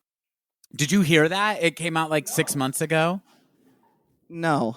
And it was it's the chorus is target, target, targeting our kids, target, yeah, they target kids. And it's basically like because Target is like selling shirts with like rainbows on it. Yeah, I remember that controversy. Yeah, that dumbass controversy. And I was like, and the song, first of all, is like kind of a banger. Like it gets really stuck in my head. And like when the weekend came out, I was singing it nonstop around the house. Oh, great. And it is great. And I was like, recording that one into our soundboard to do, and then it went into the verses, and I'm like, oh, this is way too explicitly hateful to do even as a joke, and has a bunch of stuff I'm not comfortable with platforming on our podcast. So Kid Rock was the one where it's just, you know, just general woke and snowflake culture is the target of his ire, and so I thought we'd actually have some fun with that one. Yeah, well, hey, I can smell a pig from a mile away, so I had an idea, but you know. Yeah, man, he's got a good racket going, doesn't he? Yeah. All right, so that was a bit of fun. This is the title track from Wall of Eyes. This is Wall of Eyes.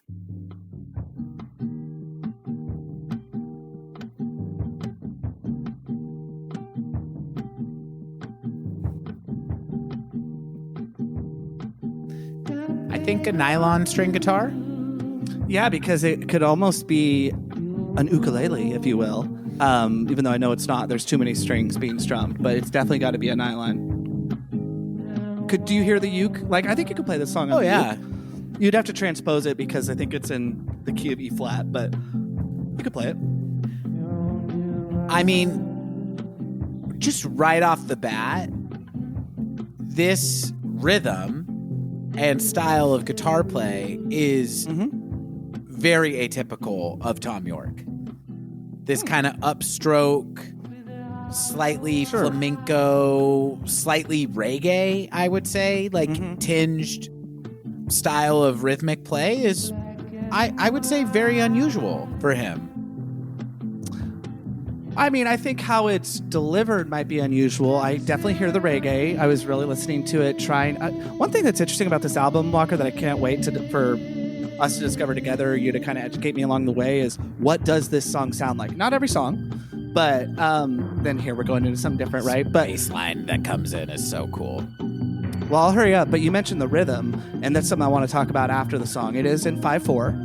And we'll get into greater depth of that just for a little refresher for fun after the song ends. But I agree, though, the nylon is atypical. But it's one of two songs in 5/4 on this album that, man, what he is so good at is doing non-traditional. Oh, I love that whistling there, too. Mm-hmm. Did you hear that? Yeah. Non-traditional time signatures, and they are presented so fluidly that I did not pick up that this song is in 5/4 until I read it. And then I started counting along with it, and I went, yep, it sure is. And that is the same with the other song that I know is in 5/4. There might be more than one, but the other one that I am aware is in 5/4 on this album. It's really singable, and I find myself tapping my foot along to it similarly as I find myself easily tapping my foot along to 15 Step or Everything in Its Right Place. Whenever I have experimented with Morning Bell, another great example. Whenever I, in my songwriting or just messing around, have experimented with non-3/4 or 4/4 time signatures, it tends to just kind of sound like I threw an extra beat on something inorganically to try to make it more interesting. And I don't really ever get that from Tom's songs. It sounds like he's just very comfortable in that time. Yeah, he's very comfortable in an odd meter, which is something that just is what you need to be. I want to talk about that a little further, maybe once the music isn't going. But what do you think about these strings added right here to kind of give the song a little bit of vibrance or a little bit of a more ominous feel is sort of how I would describe it. What do you think? I think it's awesome. I love this song, and I think it's a great table setter for what is going to be a little more of a quiet album than the last one. Not that it doesn't have there's rock and roll on this album, but it builds to it, and I think this song is gorgeous. gorgeous, gorgeous, gorgeous, and a departure from their past work, as I said, but I also feel that it could kind of maybe be at home on a moon-shaped pool. Oh, melodically, giving me that kind of like mix of major and minor that they have. This right here. I just want this kind of ersatz guitar solo to play for a second. Very Kid A. The title track from Kid A reminds me of a little bit, interwoven to something wholly new. Just these noises. What do you think of this song, Zach? I mean, I'm going to use the word love. I love this song. This is a favorite on the album for me. Well, if I could just do a little visual metaphor, it's so funny. You remember 10, 12 years back when that version of Somewhere Over the Rainbow on ukulele came out and it was everywhere all the time? To me at first, even though I know it's a nylon, I was kind of like, oh, this reminds me just of something bright like Somewhere Over the Rainbow. And I'm just talking for the first 30, 40 seconds. What I love about it is as the orchestra kind of clashes with it, if you're thinking about the brightness of something as beautiful as Somewhere Over the Rainbow, I almost picture like a thunderstorm coming and colliding with the two. And then when that, and this is just for me personally, I don't know if this is whatever, and then when that solo comes in, all those disparate noises, it's sort of like the two are parted. It's almost like oil and water in the way that they don't mix, but in the most beautiful way. Did that visual analogy make any sense? Yeah. Yeah, so I mean, a lot of times I think with Tom York and Johnny Greenwood music, visuals are a component, and they're going to be different within each person. But just because Tom is a visual artist, so I just think it's so cool that, at least just for me, that it could stir some other type of imaginative, analogy or story or whatever. But it's a grower for me. I know you said you love it.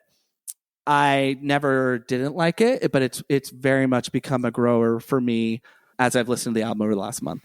I think for me, it's like one of my favorite songs Tom has written in a few years. Like it's like up there, like kind of like it's like up there with, Dawn Chorus as like a modern era favorite, which is honestly how I'm starting to look at like how I'm consuming the Smile and Radiohead and solo work at this point is just like, what is the project that is currently how I'm getting Tom York songs and how do I feel about it? That is the single largest ingredient of like, what is the thing that I am the most attached to out of all these projects? And it is like, I love Tom York's songwriting. I love his singing. And then, he dresses it up in different ways in these different projects. And when it's with Johnny, it's, I like it a little more than when it's not or whatever. But this is a favorite Tom York song of mine. I love that. In a long time. And I don't want us to, stop and drill down on every We're setting song the tape, though, here, listeners. Yeah, I do want to, while we have it stopped, I want to talk about the lyrics of this song a little bit because, title tracks are generally title tracks for a reason. And the theme of this album, as I see it, is certainly not new for Tom York, but I think it's something that he's discussed in all his music, maybe since The Bend, certainly since OK Computer, and very consistently since Kid A on. But this does seem to share a lot of lyrical DNA with me to Anima as kind of being an album that is very concerned with kind of the contradictory feelings of living in an organic world, but a very digitized, inorganic, online, avatar obsessed time, where we're all kind of living through our digital doppelgangers, so to speak. And I think that to that effect, Wall of Eyes can mean many different things to many different people, but I do think he literally is talking about the phone. The opening lyrics. I do too, here. Walker. Oh, yeah. Would you like to jump in? No, please take it away. I mean, just the opening lyrics, I think, really clue you in. It's down a peg or two you'll go behind a wall of eyes of your own device. Is that still you with the hollow eyes? Change to black and white. Strap yourself in. The trains don't go there. The trains don't go there. Now, that refrain is repeated as a chorus. I'm not sure what the trains don't go there means, but I think it could literally be like a up there within Idiotech, mobiles, squirking, mobiles, chirping, just kind of like a refrain of like a thing that you say when you're looking at your phone. Wait, what time does the fucking train? How do we, like, it's just like him throwing in a little bit of like chatter that we have related to our devices. But yeah, so I do think the wall of eyes is referring to the phone in front of our face and being able to see that more easily than you can see a person's eyes. My interpretation of it was, I don't know that it's any different than what maybe you can clarify for me, but I was picturing it if part one is a light for attracting attention, just name wise, right? Maybe there's a little bit of cheeky joke in there, or, making fun of themselves in a way, as much as, the Smile or Tom York can. But I think Tom has a good sense of self about his fame and all that. I really do. If that is the name of the debut album, Wall of Eyes, I think is kind of not a backlash to that, but you could even say a light for attracting attention is like our phone. What do you do when you have your Lyft driver and it's dark? Politely, you might hail them with your phone or something like that. You might, maybe it's speaking to putting yourself on some sort of social media platform, scantily clad, or saying something, controversial or whatever, just to get some attention. With this, I was picturing it as Tom explaining or the way I interpret it, who knows how he meant it, as Tom feeling a wall of eyes on him from people staring at their phones. So I think it might be similar to what you're saying, but like he just feels like there's a wall of eyes on him at all time because he's a famous individual, things like that. I mean, I think this is like, I think it's both. I think it's looking into the spectacle and the spectacle looking back. And I think that this album closes on a song that is about being seen in that way and not seen while being looked at as a form of spectacle. Anima was about the dream world, right? And the dream world is the fake online phone world that we all inhabit. And like I said, I think and those themes were not new to his songwriting on Anima, and they're not new now, but I do think it is a further exploration of just like a fear of modernity, a fear of what modernity looks like now.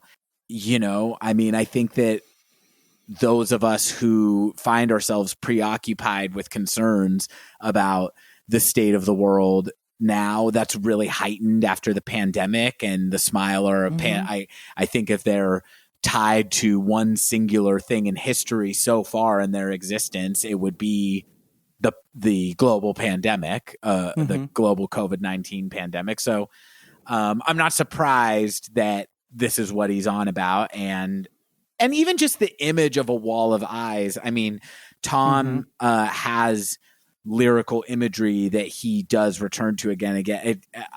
It calls to mind for me the lyric in Man of War, when you come home, I'll bake you a cake made of all their eyes. I think that also this is just an image that he happens to like a lot. Well, not only that too. The download for the 2009 Radiohead song, These Are My Twisted Words, a song that they've not ever released album-wise to my knowledge, but was a live staple up through the King of Limbs touring, contained a text file that had the phrase Wall of Ice, that's I as in Indigo, C as in Charlie, E as in Edward, triggering speculation that it was the title of an upcoming Radiohead EP. Obviously it was not. The phrase Wall of Eyes later appeared in the promotional materials for Radiohead's 2011 King of Limbs as well. It's difficult to find, but it's in there. So this is obviously, I think, just speaks to the greater point that Walker just made, that these themes and ideas are ones that Tom has hearkened upon again and again. And I love that, in a previous guest's opinion, Jesse Rimler said, I don't get the feeling that Tom is sitting on a mountain of poetry. I agree with that. And I think that's what we kind of collectively agreed is one of his strengths, that even though sometimes songs can be lyrically pretty thin, this is one of the denser songs, I would say, in terms of the amount of lyrics, but it's continuing to explore those same feelings of discomfort. And those are my feelings on this song. I like it. It's a grower. It's not a natural opener to me. We'll talk more about arrangement maybe as we go on. I'd like to move on though, unless you have anything else to add. Please. Well, even though we've broken the flow by stopping and talking a little bit, listeners, try to maybe go back and listen to a few bars of Wall of Eyes and then think about it flowing into track 2, Teleharmonic, because I think that, isolated, it's a little strange and a little bit of an outlier, but I do think I gotta say, I think this album is very well sequenced and has a real flow to it, and I think that it's a build, it crests, and then it kind of comes back down. Sure. So this is track 2, Teleharmonic, and from here on out, I'm probably gonna play one song after the other.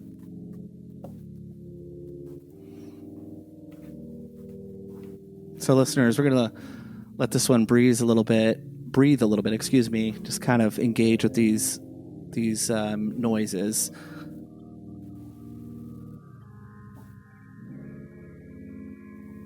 Sounds like guitar run through an effects pedal to kind of give us that sound. Sounds like multiple guitars. To me, and we'll hear this as the song goes on, from an effects perspective, it very much reminds me of the 2-piece instrumental band Rat-a-Tat and what they would do on guitars in a much lower kind of frequency. So we're going to let it breathe, and I hear I'm just talking.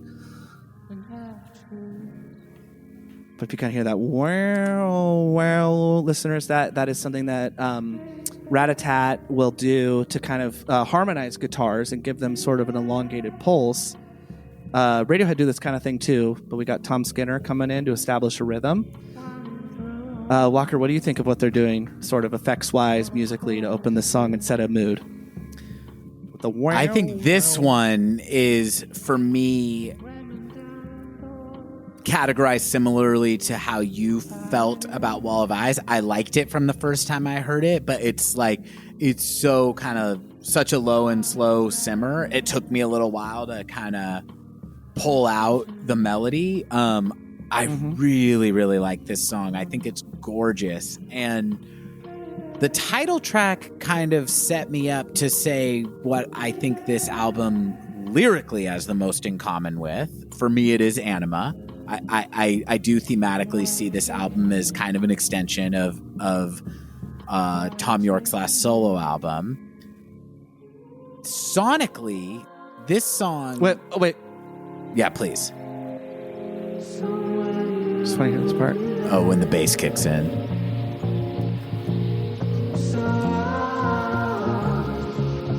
And there's a guitar breakdown coming up that is so special to me. Please continue. Sorry. No, I mean, I think it's great that you stop to make sure people hear that part. The bass and drums of this song give it its entire groove. And on top of it, it's very, very ethereal sounds. And so I love that it comes in with this kind of busy bass line here. Mm-hmm. We also have a wind instrument. Talking of the title, this part is beautiful vocally, but the title Teleharmonic you could interpret many, many ways. But to me, I was waxing poetic while you got up for just a second there, Walker, about the breathing. Maybe you can help me out with my terminology of the guitar. The wow, volume swells. Volume swells. Thank you very much. Teleharmonic, it's a harmony of guitars making that. And Johnny Greenwood has historically played a Telecaster for many years. You could also, I think maybe in its most literal sense, you could interpret it that way. I compared it to Rat-a-Tat, but a much lower. It musically is reminiscent of them minus the vocals in the best possible way. Yeah, it's also I think more allusions to like the phone world. Of course. And also it's like most bass form. Tom York loves to put two words together to make a new word. Right here. And yeah. Very Rat-a-Tat. And it's not Rat-a-Tat. It's not about meaning to listen, but listeners. It's incredible. And then, yeah, you hear those little orchestral, like you were saying, like woodwind sounds. Yeah. Well, Zach, so I don't know. I'm speculating with what I'm about to say. I think this album sonically and in no greater... Sorry. I think this album sonically and it's illustrated by this song better than any other, shares the most in common with... Would you like to guess what album I think this... Well, I will give you a hint from the Radiohead. It is a Radiohead studio album, but which album I think this has the most in common with out of every Radiohead or solo project? Me think. Every Radiohead? It's a Radiohead album, but including, the Tom York solo work and stuff. I think it has a kind of, a paternal twin. Pool. No? King of Limbs. This album's very King of Limbs to me. To me, this album is a more successful execution of the kind of sound and approach on King of Limbs. Now, I do not know if this was recorded in the same way, but to me, a lot of the instrumentation has that sound of them sampling live instruments and then chopping and screwing it up. The sounds, the guitar sounds that we just heard in Teleharmonic. Now, Johnny Greenwood is a master of manipulating guitars into sounding all sorts of ways, so he totally could be sitting there playing the guitar live, but it sounds to me like a synthesized guitar track, maybe like recut up. Same with that kind of very strange guitar solo that ends the last section of the title track, Wall of Eyes. To me, sounds like they took guitar sounds and sampled them up and digitally chopped and screwed it up. Sure. And I also just think that like the slightness of this album has a lot in common with King of Limbs, where it's not unambitious, but it's constrained and kind of intentionally and knowingly constrained. On King of Limbs, it was because they wanted to do this other approach where they were not playing live instruments, or they were writing the songs on live instruments and then doing them in a synthesized form on the album. In this, it has to do with the fact that they're remaining very true to the fact that this is a 3-piece band and trying to stick to arrangements that they can duplicate live. But it just sounds like that album to me. It reminds me, some of these songs, the way they sound, remind me of the From the Basement sessions of King of Limbs, where I think both of us prefer a lot of those arrangements. And certainly a lot of Radiohead fans are like, oh, the better version of King of Limbs is them playing it live in the studio. I don't feel that way, but I do think it's great footage. Yeah, for sure. I mean, and I think I like King of Limbs, and it really grew on me. But there are songs that I don't like that much on the album that when you see them play them live, you're like, oh, okay, I kind of get it. This sounds like those sessions to me on a lot of the songs. Now, one that does not bear a ton in common with King of Limbs to me is the following song. But before we play that, I would just say that last song reminds me a lot of All I Need Meets Codex, two of my favorite slower songs. Yep, I get from that. In Rainbows and King of Limbs. But yeah, let's hit me with this next song. This is Read the Room. Now, this is the first song that we're hearing on the album that we saw them working out live, right? Yeah. They did not play Teleharmonic on that last tour, did they? This song is called Read the Room. This was, at the concert, my favorite of the unreleased at that time songs. It's heavy. It sounded really heavy live. And to me, it sounds more or less unchanged from its arrangement that it had. This one was really really worked. This was we said on the Smile Live episode, this one sounds the most worked out. We'll let the vocals breathe for a moment here.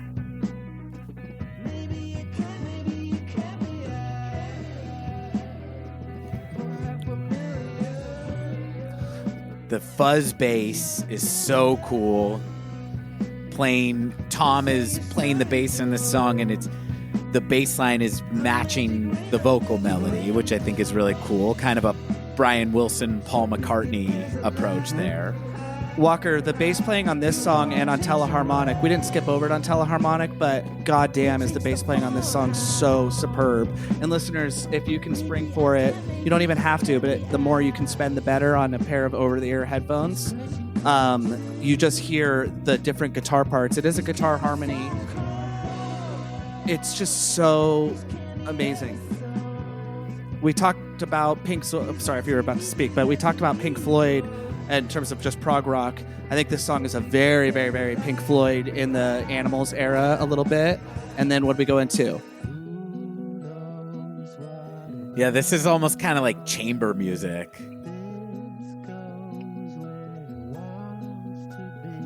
It's very pretty, but it sounds really unsettlingly so up against how kind of like snotty and punky that last section. Well, yeah. And going into your analysis of the lyrics, I love this so much. Who knows what it wants from me? This goes where it wants to be. Honey for the honeybee. What is a honeybee? They're a drone. And what do they need? They need to bring honey back to the nest to pollinate. So it just kind of goes back to that robotic thing. The title's called Read the Room. Honestly, maybe you should read the room and fuck off sometimes is what I feel like saying to people, you know? So I think it's really still riding that line, a lot of what you've spoken about. Tom Skinner getting to really go nuts here. Listen to these fills. I mean, he's getting to, I think this is the first song where Tom Skinner has been playing really, really tight on the first two songs. He's like holding them together. And on this one, he's getting to kind of go out and be the jazz man a little bit. And I really enjoy listeners, I agree. We're going into the second time we've heard this little chorus break, and then we're going to go into a new section called Section B. We're going to let that play for just a minute.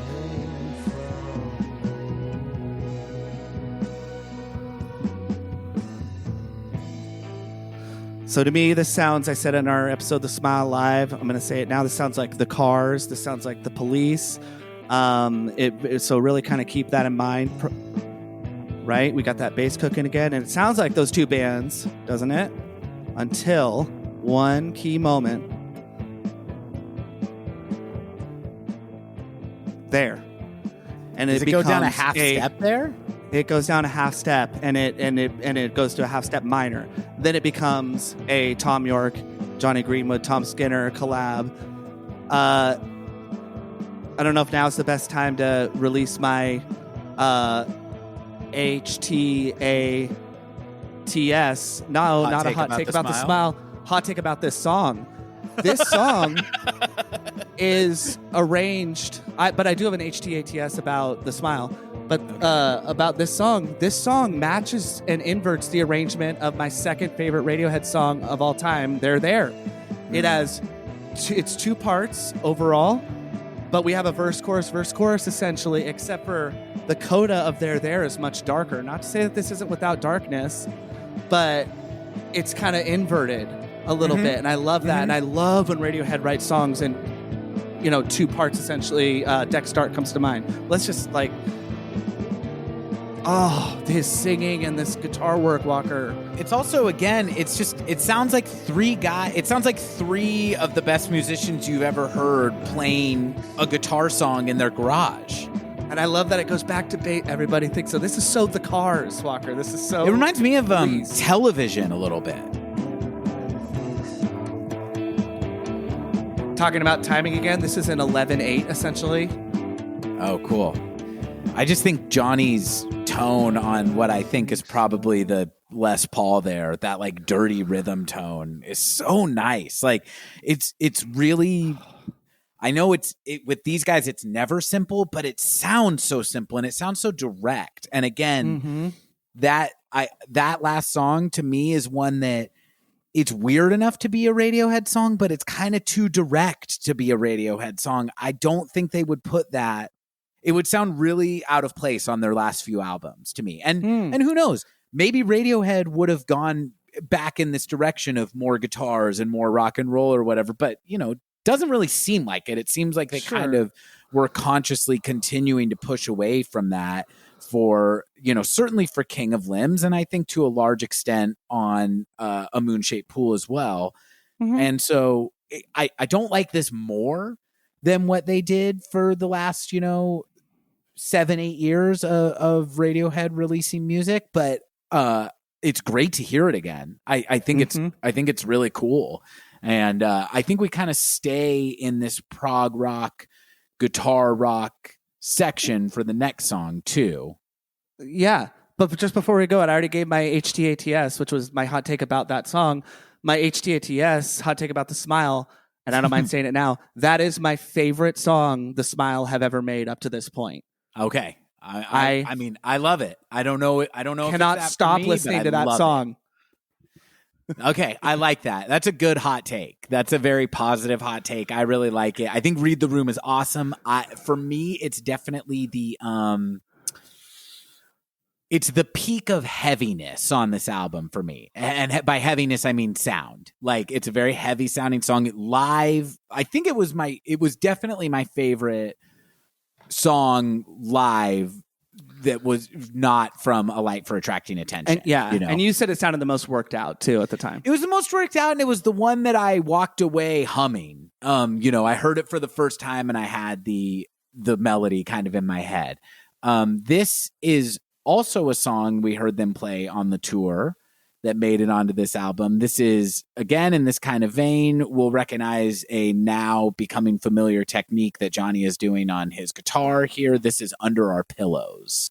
This song is about the last time I lost a baby tooth, and I put it under my pillow. This song is about my Glock. Just kidding, listeners. I'm not a gun owner. So invade away. So we're getting that very kind of like Thin percussive Thing or the hammer same. on. Exactly. Thin Thing. This is a way that Johnny likes to use his tools. A new way. Very cool. Now, Walker, and you the said bass when we playing in this is very much presenting counter melodies to what Johnny is doing. Everybody in this is very in the pocket, but I feel like each of the three elements are emphasizing different parts of the rhythm of this song. Yeah, everyone's in the pocket musically, in terms of bass, guitar, and drums, and anything else that might be present. I'm just gonna go ahead and say it now. I do not like this vocal take at all. And I feel like this is one of the few songs that this and Read the Room are in the vein of the songs I like the most. I'm not saying the album shouldn't have variety and they should all be like Thin Thing or the same. Or not the same, I'm sorry. The opposite. I meant the opposite and Thin Thing. The technique. I don't want an album of just this. I feel like I know what they're going for in this song as much as you can. But it feels like I know the vibe they set out. Tom York's voice is in amazing shape. It sounds exactly the same as when we listened to it on the Smile Live, in which we both agreed he sounds pitchy and bored. And he hasn't found it. And I don't think he's bored, but Tom's voice is in great shape, as we know from this album and seeing them live. I really don't like the vocal melody he chose over it, especially in the upcoming breakdown, because I'll complain more once that comes. What do you think? I'm stunned.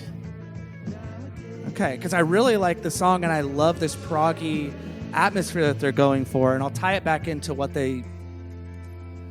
So right here. I'm stunned because I hate this song. And I didn't know that. I hate this song. You do? Yeah.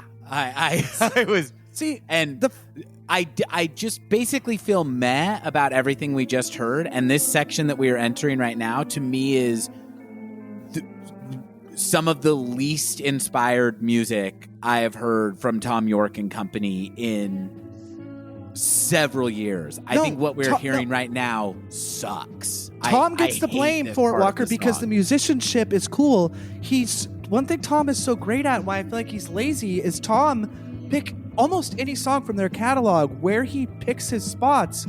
This is such an amateur thing to do, to have a little melody and sing the exact melody perfectly in it. He's a master of obfuscating the melody. I think musically what's happening here is really boring and uninspired too. I don't like this section musically either. I agree with you, the vocal is not very interesting on this song, but I feel like this one and Colors Fly were the two moments live where I was like, this is reminding me why I don't like prog rock. It feels like more like it's about I don't know. It sounds nerdy you don't to me, not and not like in prog a. rock. Some of it appeals more to you than others. Wouldn't you This say? this is what I think of when I okay. think about why I don't like prog rock. Is it sounds Okay. like nerd music that doesn't have a melody. And what I love about Radiohead is they're able to make nerd music that does have a melody, and I'm tapping my foot to and singing along to. This just sounds like really self-serious and uninteresting. I don't like this song at all. And just so wait, real quick to clarify, you were surprised that I didn't like it because you also don't like it? Yes. Did you think I would really like this or something? I just thought maybe you would latch No. on to something that they were doing musically that, wasn't doing it for me, but you like maybe understood on a more technical level, and that would move you. I'm so grateful that you could have pulled out a surprise. But yeah, and now you said about a certain part, or about more just the crafting of the song is what you don't like. What's happening right now is what sometimes I don't like in prog rock when it's done poorly. So listeners know I've mentioned them many, many times. The Mars Volta, those first 2 albums at least, and a couple after, their debut album I think is a masterpiece. I'm not saying, whatever, but I really do feel that way. It's a masterpiece and I agree. in cohesion. Now, Mars Volta have long ambient sections like this. What they do so smartly is they'll sandwich them in after the second verse or whatever that'll then build into a giant guitar solo. This sucks because this is like feral to me or something. I realize there's a lot going on, but this just goes on and is not interesting. And all it does is just go into our next song. And this reminds me of feral or other stuff off maybe Tomorrow's Modern Boxes or something, even though I could hear Tom Skinner on his ride or his crash or whatever doing stuff. I'm not saying nothing's happening, but we don't need this because what the Mars Volta reward you so much with on those is then it'll build into a bombastic, awesome guitar solo that you never saw coming that'll then build into like their last verse or whatever, simplistically put. This is just prog bullshit. This is Pink Floyd in 1973, but when they were doing it, it was very new. And I don't always like that, but like, come on, guys. This is a waste of space on your 8-track album. I was getting heated. I know. I liked how it cut out while you were saying that. I mean, yeah, I don't have a new way to articulate that I don't like that song other than I have. I agree with what you're saying. I don't mind a little white noise to close out a track. I just but make it meaningful. To me that song is really wanky in a way that I don't appreciate. Now I'm mad. I thought they put it on. It stands in harsh juxtaposition to how I feel about this next song. I think we are continuing to be in kind of the more overtly kind of rock and roll section of the album here. This is another one that we heard them play on tour, though it had a different name at the time. This is Friend of a Friend. And what was it called when we saw them on tour, Walker? When it's had he referred to it by Loose a change couple different things for people on balconies. Yeah, I think when we saw it was called Loose Change, and other times it was called Window Balconies. And I think both of those things are referenced in the lyrics. I think he landed on the best title, Friend of a Friend. Mm-hmm. Zach, this is the other one that is in 5/4 that to me sounds just so natural and fluid that I did not register that until it was pointed out to me, or I read it. Maybe it was pointed out by you. Maybe I read it, but then I, counted along, and by golly, it sure is. This song to me is like straight up Kinks like Britpop. There's the review I read in the Pitchfork review I read said it's the most Beatles-y thing that they've ever done. And yeah, I suppose so. Like I said, it doesn't specifically remind me of the Beatles so much. Until right now when it becomes a Randy Newman song, which on our episode of The Smile Live, I said this sounds like Randy Newman or Harry Nilsson. And this that is what the Pitchfork article says too. So Idiotalk 1, Pitchfork 0. There you go. And we're getting No, please go ahead. Well, I just really like this swing too, this bounce. It's very playful in a way that, again, I don't think Radiohead would be. But the Smile is feeling okay playing in this sandbox, and I really like that. Well, the thing that I love so much about it is, and I was joking, by the way, listeners, multiple people can have observations and no one can trademark that. I just do feel cool because Randy Newman, people know him primarily as somebody who did a lot of the Pixar films brilliantly, also has a huge catalog of work just as an artist, as is his brother.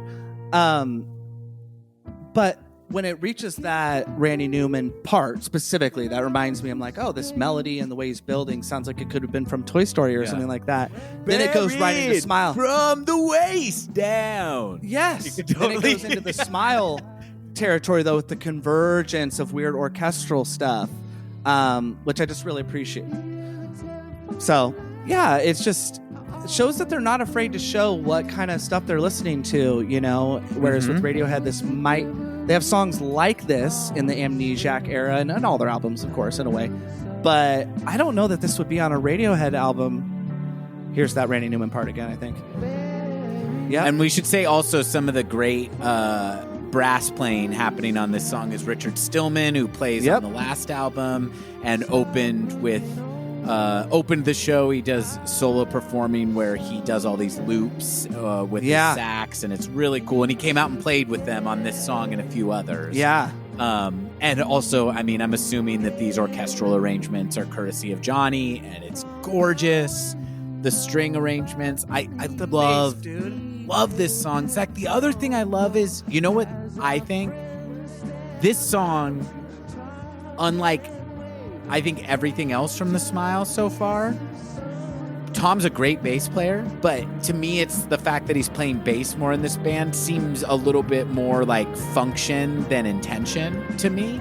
This song sounds like he wrote it on the bass.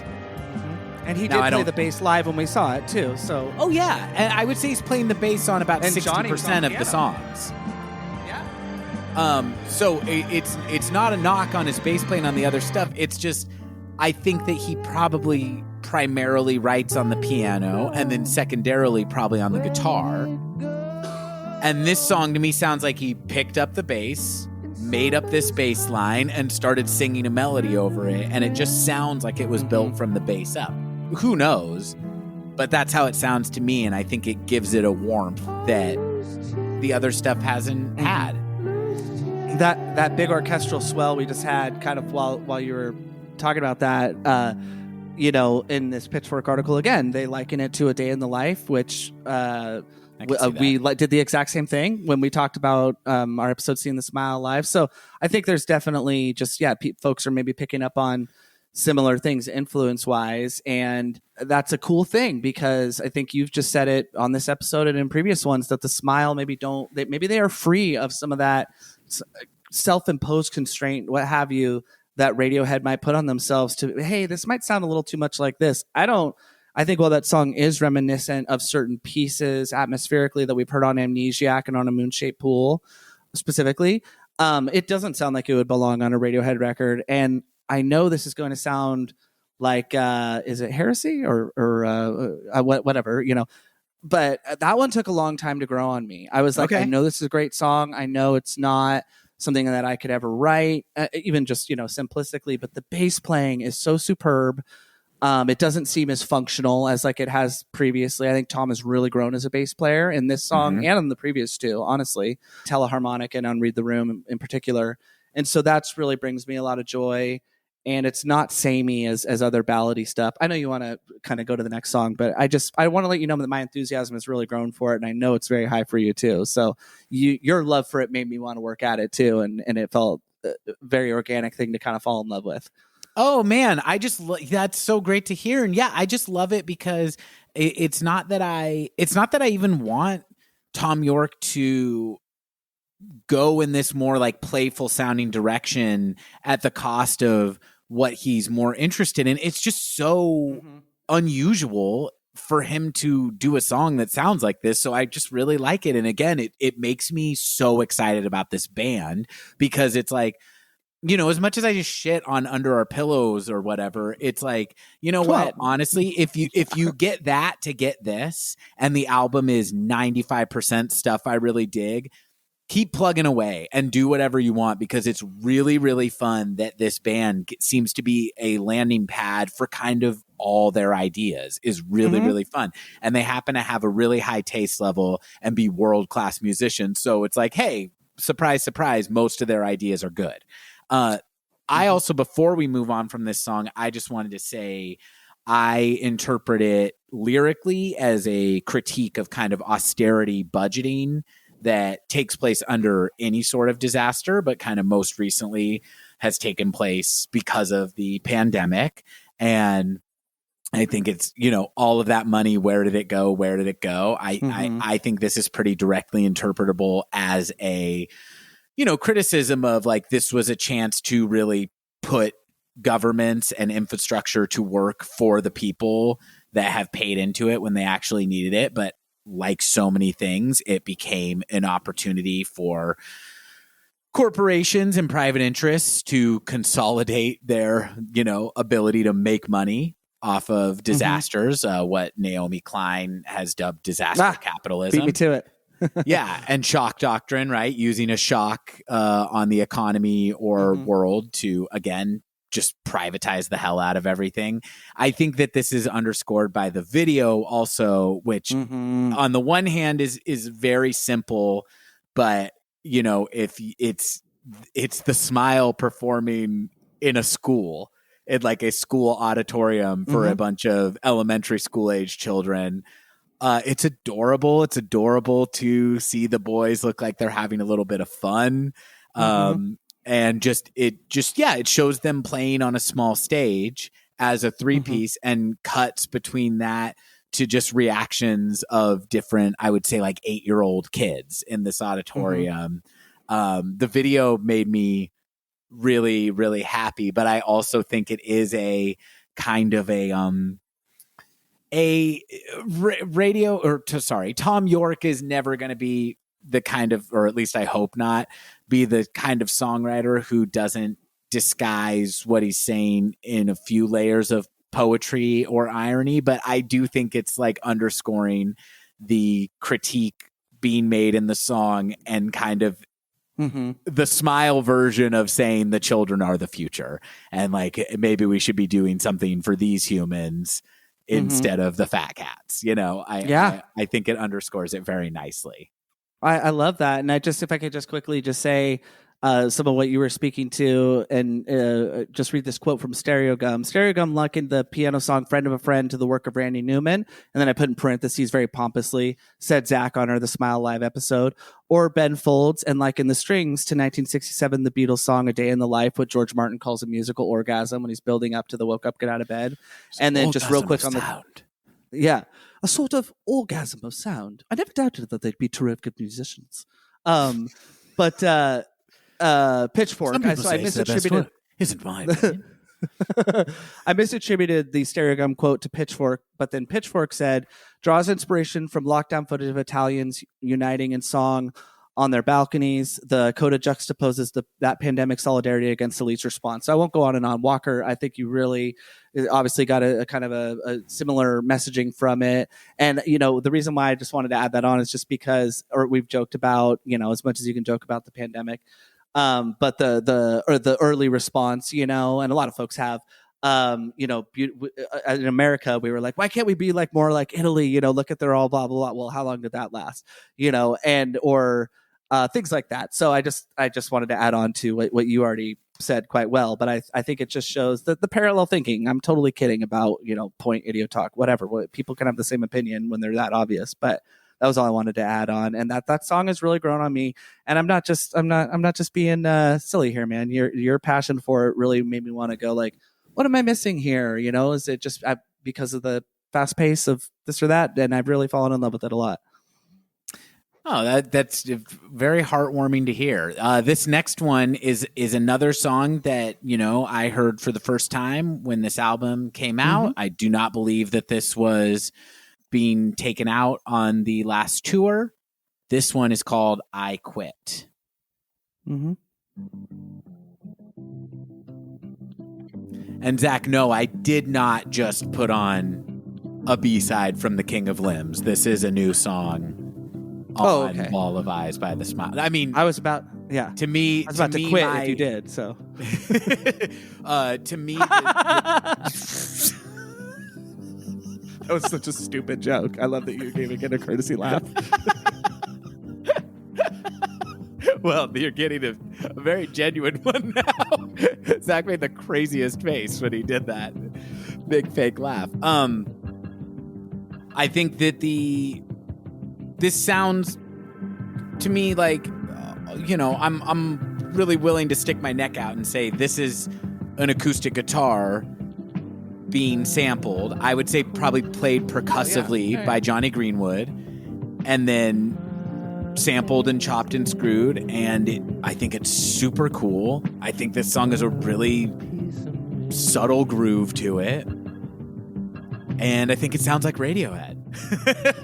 I know it's not that unusual for this band that has two of the members of Radiohead to sound like Radiohead, but this one to me is like one that I could very easily see being on one of their last couple albums. What do you think of I Quit? Well, I have thoughts on it, but before I go into mine real quick, I'd like to just read the Pitchfork article review of this album, if you will, that we've quoted several times. It's just such a great article. As much as we've given Pitchfork a little bit of shit with their Popicist, I really, really enjoyed their analysis of this album. Yeah, they're good at music journalism. They very much are, yeah. But regarding the song I Quit, writer says Jazz, what was her? Jasmine Rowe. I'm not sure. Jasmine Rose, yeah, says the second side's Tour de Loup, whatever the pronunciation is. The second side song falters only on I Quit, one of those Smile songs that perhaps suffers from Greenwood's desire to release records 90% as good that come out twice as often. And then we're jumping ahead, but it's relevant, where the arresting closer You Know Me, a song we haven't heard yet, evolves York's paranoid balladry. So they're talking about those two songs as if they kind of match each other. I Quit is the discount codex, so Walker said King of Limbs, or Tinker, Tailor, Soldier, Rich Man, Poor Man, Beggar Man, Thief. I can't remember the full title, they don't say. That's from a Moon-Shaped Pool. So they're talking about I Quit. They say, intoxicating as ever, but without the final revelation, the sense of dawn penetrating some murky underworld that tilts those Radiohead songs into the sublime. I think that is an excellent encapsulation of the song. I'm not of the opinion, though, that this is where the album falters. I really, really, really, really like this song as an atmospheric jam. I agree with you that I think it sounds like an acoustic song run through some effects to give it that delay, or acoustic guitar, I'm sorry, which I think is fine. It's not running everything through some sort of synthesis, but it's cool. It's inventive. I love these flourishes. Well, I think these string breakdowns and key changes are super cool too. To me, I thought that was well written, but it just speaks to the subjective nature of taste. Totally. Because for me, this is not a weak song. It sounds lived in and finished and labored over to me in the best possible way. And it reminds me very specifically of Codex. It reminds me of, to me, what are the most inspired songs on King of Limbs, like Codex and what's the Give closer Up the Ghost a little bit too. Give Up the Ghost, and what's the closer that I love it. Oh, so the much. closer of King of Limbs? Yeah. Separator. Yeah, it reminds me of those kind of grooves where it's a really nice mix of the approach of organic live playing and them being masters of studio trickery. Yeah. And this one reminds me a lot more really of Moon-Shaped Pool than it does, even though I totally hear the comparisons you're making. The strings, the string melodies sound very Moon-Shaped Pool. Yeah, so this one just didn't need time to grow on me. It's not my favorite or anything, but I loved that Pitchfork article.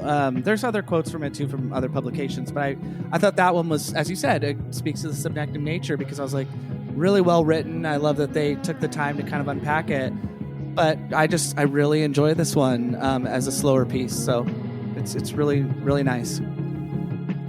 I mean, I think that it's like, this is just a different album than the other one. I mean, by this point in the first album, we're getting stuff like what am I trying to like Thin Thing and Hair Dryer, The Opposite. waving the white flag and we don't know what tomorrow brings. Like, what? But this reminds me of Waving the White Flag, though, a little bit. How you said when we were listening to that, did we just dip into Clockwork Orange, Stanley Kubrick? That's the boop boop ba-da, ba-da, that one. Yeah. This one kind of reminded me of that, but more palatable. Please go ahead. I totally interrupted. No. I just think I just think the last album is a little more in your face, and this one's a little more. This one's a little quiet, but to me, it's very confident. And I'd be totally cool with them for their third record being like, this one has more big rock songs on it, especially if they sound more like Read the Room than Under Our Pillow. But I don't mind them working in a chiller mode because they didn't have to put out an album a year later. And so I feel like they just didn't rush the song, but they didn't have to put out an album a year later, but it doesn't feel like they had to dress up the songs to make them something they're not. It feels like they sat in the studio and did. But it does still feel labored over, though, too. At the same time, it would. Let's go to the next one because it's so long, and we can continue the line. This next song is very long. We heard this one on tour. I think that we already established "Read the Room" as a big highlight of the concert, but I don't know if there was more excitement on the ride home from your hosts about anything. No, and this quite as much as there was this song, and I don't know if we should say why because it's. I feel like we get something in this song that we haven't gotten from Johnny Greenwood since OK Computer, and that is a face-melting guitar solo. Oh, so we should say why. Well, I was going to say for me why. for me, why though? Before that, why it was all the highlight was because this was the closest to the stage I had gotten. So I was I finally had a perfect view. I was still, I don't know how many yards away, but. We were on the floor. We were very close, and I'd gotten as close as I was going to get for the whole of the show.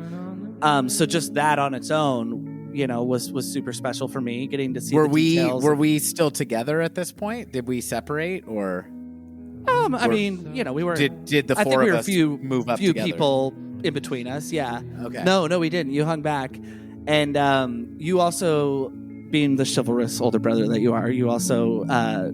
We had eye contact, and you said, "I'll make sure I got Kailani close by." My wife's an independent person; she can handle herself, but she's a very slight build person. And there's a giant Andre the Giant in front of her previously, so I got her to have my spot where she could see better, and I went in closer to the stage. And I think that was probably why I stayed back because if we were in a place where the ladies could see, it's like let's not mess with it because whenever I see a concert with a shorter person, I invariably at different points will get down to their eye level and see what they're seeing, and man, does it always make me recognize that being tall is a privilege. Absolutely. It's so annoying to go to a concert and not be able to see the fucking band. Yeah, no, absolutely. And that I'll cut myself off, Walker. You put up a hand and tap the sign if it's time to stop. But it's talking of that in a way to get empathy. Listeners, watch the movie Silence of the Lambs. The way Jonathan Demme worked with actor Jodie Foster to do the character of the Curly Starling, you're always either at her eye level POV wise. Jodie Foster's 5 feet tall, just like my wife. And when she's in an elevator in an area surrounded by men, you get not their POV precisely. And a lot of that has to do with the fact that they're ogling her or whatever. But yeah, to Walker's point, it is interesting and can teach you some empathy to realize that tallness of any kind is a privilege.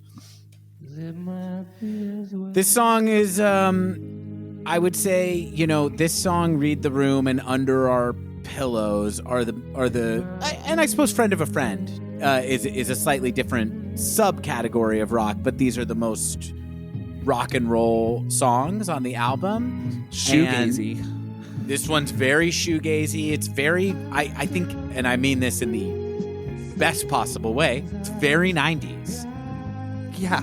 This is a big 90s 100%. rock song, as you'll hear, and I do think the take of the guitar solo that they use on the album is dope, but live it was like Nirvana, you know, just like feedback squealing, and they It was Greenwood. It's Greenwood. I mean, he plays guitar in a very distinct way, but it's 8 minutes and some change on the album, and live, I want to say that they played this thing for at least 10 minutes. Yeah, I would say it was a little longer. I would say it's hard for me to actually be objective, of course, in any sense, but I do think the guitar take we got was a little more loud. So yeah, I'm gonna engage with the music until it comes. And this bending. So the song's called Bending Hectic. I don't know if we said that, but this bending, both referred to in the title and being kind of matched in the guitar playing that's happening. This chord progression reminds me a little bit of like a Sonic Youth kind of, you know, giving it some dissonance with the bends, but it's very pretty. Lyrically, it's describing somebody driving their car off of a cliff on the Italian mountainside. Now, the Pitchfork article we've talked about a lot editorializes a bit and talks about a kind of disgraced person committing suicide with their car. I noticed that. And I think that's a great interpretation. I don't necessarily see anything in the lyrics that indicates the specificities of what kind of a person this is, but it definitely is about a person driving their car off a cliff. If it is a disgraced, prominent person, I like thinking of it as a sequel to You Will Never Work in Television Again. Like the quote-unquote canceled... Italian prime minister? Yeah. Yeah. And right here, we're about to get some again, day in the life kind of sound orgasm here. Just let this go.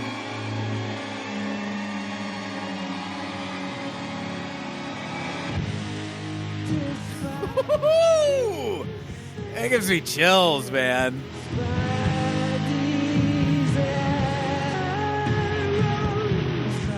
And listeners, when this part was happening in the concert, because it's before the solo, I saw Johnny and I was like, I know how to do a G sharp. I could play one chord from the song. Well, yeah. Also, not only that, but I mean, it's like we're hearing it for the first time live. We had no way of predicting that it was going to go into this, like, you know, 90s rock out. 90s rock out. Oh! The bend on Johnny's guitar matching vocally what he's doing is so cool. Can we let the solo breathe a little bit? When it comes? Oh, yeah, big time. I just know we want to be mindful not to leave huge sections or we're not talking. Of course. Kicked off the platforms. Oh, sure. But no, let's let this guitar solo play. It's sick.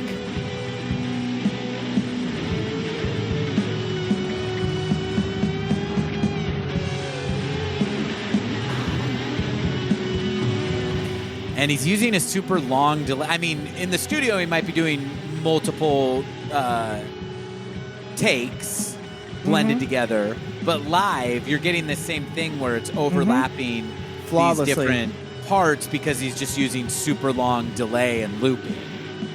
Now, this person is in the musical doghouse for writing music with no soul, but this has a major... You said Nirvana. I love Nirvana and Kurt Cobain. I don't think he was really much of a soloist.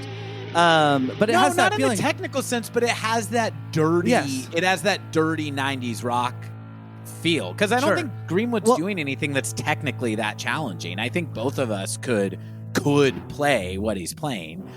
Could we come up with it? No. But we could play that. Yeah, it's really advanced. It's very Rivers Cuomo a la Pinkerton to me. Sure. Tired of Sex is one of the coolest guitar solos from that era, period. I'm not saying it's one of the best, but whatever.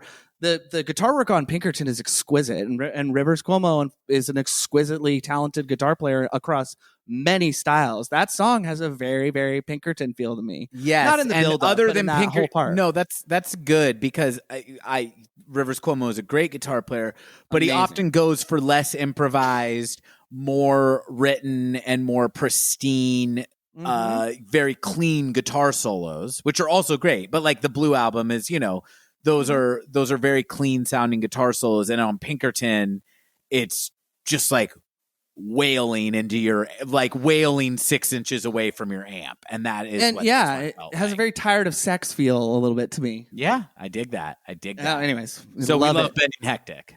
Yes. Okay, this is the final song on this album. This is called You Know Me, with an exclamation point at the end. I've said it before. I think it was during our discussion on the Tom York solo album Tomorrow's Modern Boxes that punctuation in songs is an automatic mark in the lame column for me. It doesn't mean I prejudge the song, but I'm not a fan of exclamation points in songs. I kind of like it. Rule. I don't like punctuation in songs, besides like an ellipses or something like that. I especially like it for a band like this because to me it's like it takes things a little less seriously, and I think I have no problem with the seriousness of Tom York's songwriting. I think that's well covered. We've talked about how what is perceived as depressive nature to his music is used as a knock against it, and to me it's a strength. I like the seriousness of The Smile and Radiohead, but I don't mind when he does something to let the air out of that a little bit. And to me, putting a exclamation point in a song that sounds like this is a little bit of a funny contrast. This song doesn't sound like it's being sang with an exclamation point. So I don't. No, not at all. I think the reason why is because I'm a very literal person, and sometimes it feels like adding punctuation that definitive into something it leaves even just the title itself less open for interpretation, which is my own limitation. And I'm also just being silly and trying to elicit a laugh that didn't happen. But Walker, I know we mentioned him when we were talking about our list of prog rock or progressive rock musicians of the now or of their era. I think I think on this and Teleharmonic, I hear quite a Peter Gabriel influence. Oh, I dig that. Yeah. And more so in the background noises than the singing. I've talked about in comparing Tom York to Peter Gabriel in the past, that if you were to they have such different vocal registers at times. Peter Gabriel has a wonderful falsetto as well, but just very different. This reminds me of just a song that could be on So or even on Us or on. Yeah, I love this. Right there, drops the reverb out of his voice and suddenly Beautiful. sounds very close to the mic, whisper. Like Give Up the Ghost or like the beautiful track from Kid A. This again, How to Disappear Completely. This again, to me, pretty directly sounds like the sonic palette of King of Limbs. Very much, and particularly in the Give Up the Ghost range, even though different instrumentation being highlighted. Here's my take on this song. I love it. I actually love this song. It's so mellow that I wouldn't mind if it's a little bit of a videotape situation where it's fleshed out a bit more live. Like I wouldn't mind if after that You Know Me and it's like silent for a second. I wouldn't mind if it kind of like kicked in a little more Foley there.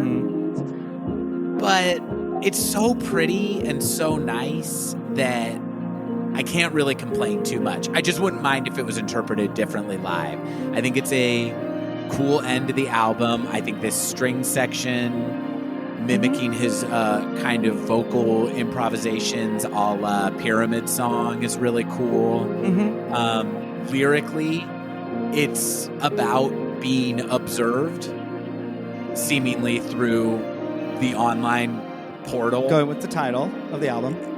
Yeah, exactly. And it sounds like it's about somebody famous, like Tom York, being on the other side of these parasocial relationships that we have with people who are in bands or on TV or, simply influencers. Hosting podcasts. Yeah, exactly.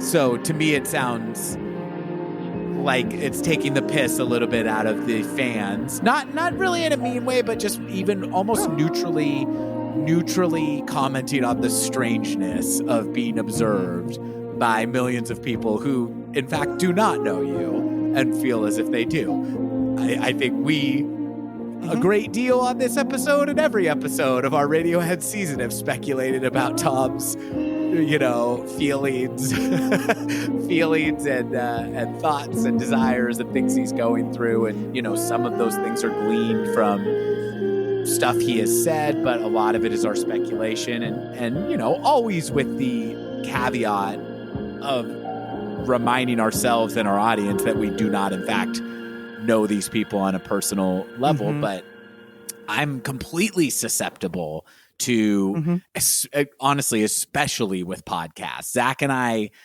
talk about the hosts of podcasts we both listen to each other on a first name basis regularly. Yeah. Oh, could you tell so-and-so was a little off on this episode, et cetera? Well, he did just, I hope everything's okay in his marriage. No. Just the other day, Walker and I were talking about the Joe Rogan Experience, and I was like, man, could you tell Joe? His supplements were wearing off. He sounded totally stupid on this one. Yeah, and how about Jordan Peterson with his anger about the woke mob? Didn't that appeal to you, Walker, as it did to me? Up yours, woke moralists. Yeah, we'll see who cancels who. You know me.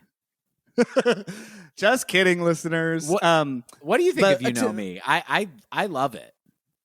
Well, I was gonna go along with what you were saying with the parasocial relationships.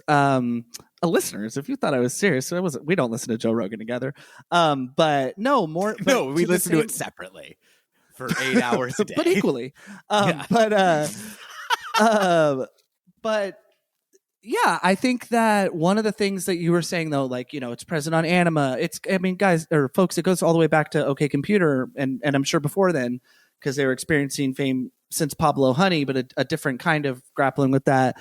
I love the way, in my opinion, Tom, as a songwriter and as a lyricist in particular, can comment upon the frustration, the dejection with fame and all that goes with it, the internal conflict of making all this money but being an activist for causes that people might think of as tax the rich or whatever. He's never commented on the conundrum on that besides on meeting people is easy. But I just know, I think that there are two sides to probably how he feels about a lot of all this, among many. Even on the Eraser, I forget if it's Skip Divided or a different song, but you were talking about how you think that that it kind of is like glad handing bullshit and like stuff that you have to deal with as a symptom or as a product rather of being highly successful. And I just want to say to that, like when I see, I'm not somebody who scrolls YouTube for so-and-so loses his at press. Because if it's somebody I really like, it's hard to usually see them have such a human moment. But when I do, unless it's somebody assaulting somebody or whatever, I'm like, I get it, man. And I don't excuse the behavior. But if it's somebody like Tom Hanks shouting at a paparazzi because they won't fucking leave Rita Wilson alone, I get it. It's hard to see Tom Hanks get mad. Not like he's my favorite, whatever. But I get it. And it's like, but no, the discomfort of seeing people's humanity in that way, people who were used to experiencing in a way that is, them being performative for us in a way that's more pleasing. It can be really off-putting. That's why so many people's take on a celebrity after they've interacted with them is like, oh, that guy's a dick, because maybe they weren't that warm, or maybe they were a dick. Maybe they were being a dick that day, and I'm not excusing it either. But it's though in some way. Right. And also, and I'm just saying, whether they were or weren't being a dick, we don't necessarily like encountering the humanity of people that we want to experience as, performers. And so I think the irony, like Tom complaining that it was cold through that whole show. Well, I think that may have bothered you more than it did me, because I was just thought it, or I know we both thought it was funny, but like that's different though than if I saw Tom interacting with I would be thrown into of like, man, that really, really bummed me out. If it was something where I saw Tom saying fuck off to just a fan who had waited out in the cold or whatever, I'm sure he's probably done stuff like that. Folks, we all do stuff that we're ashamed and regret. Some to more severity than others. But if you don't have anything in your life that you're ashamed of and don't regret, then you don't have the ability to reflect. We all have that to some degree, and we should. And I think like what this explores in so many of them, since Radiohead and The Smile and them as individual, Tom as a songwriter of achieved fame, is that back and forth. And you already fleshed it out brilliantly, but I just love that through line from The Eraser, from OK Computer and Anima, and now to this. He's so great at exploring he knows that he's not, I feel like he writes like he's not a part of the common class. Woke up today, drove my truck, my lumber truck or whatever. He's not trying to relate to the common man in some way that would come off so cringy. Instead, I think he's illustrating that he is exposed to all of this upper tier glad handing bullshit, and writes about it with a profound sense of disconnected disconcert, which is a very wise way to approach it. I think still connect with your audience. So that's my take on that song. That is Wall of Eyes. Mm-hmm. It's a really interesting album. I'm still getting to know it, but today my take on it is I personally think it's even a little stronger than A Light for Attracting Attention. I like that to me, it feels more like an album than A Light for Attracting Attention, which feels a bit like a disparate collection of songs. Again, that's not really a knock on the first album. I think that was very appropriate for that band introducing itself to, basically probably to not a lot of new fans, basically to Radiohead fans, as like, this is what we're doing now. It also was a pandemic album. And so it being like kind of like long and dense and just going like, how many tracks did you say it is? 13? 13. Mm-hmm. Yeah, that feels also very appropriate to me of like, it's like, hey, we're going to fucking sit around and watch Tiger King. Like, I'll also give this like it's just due and really spend time with it.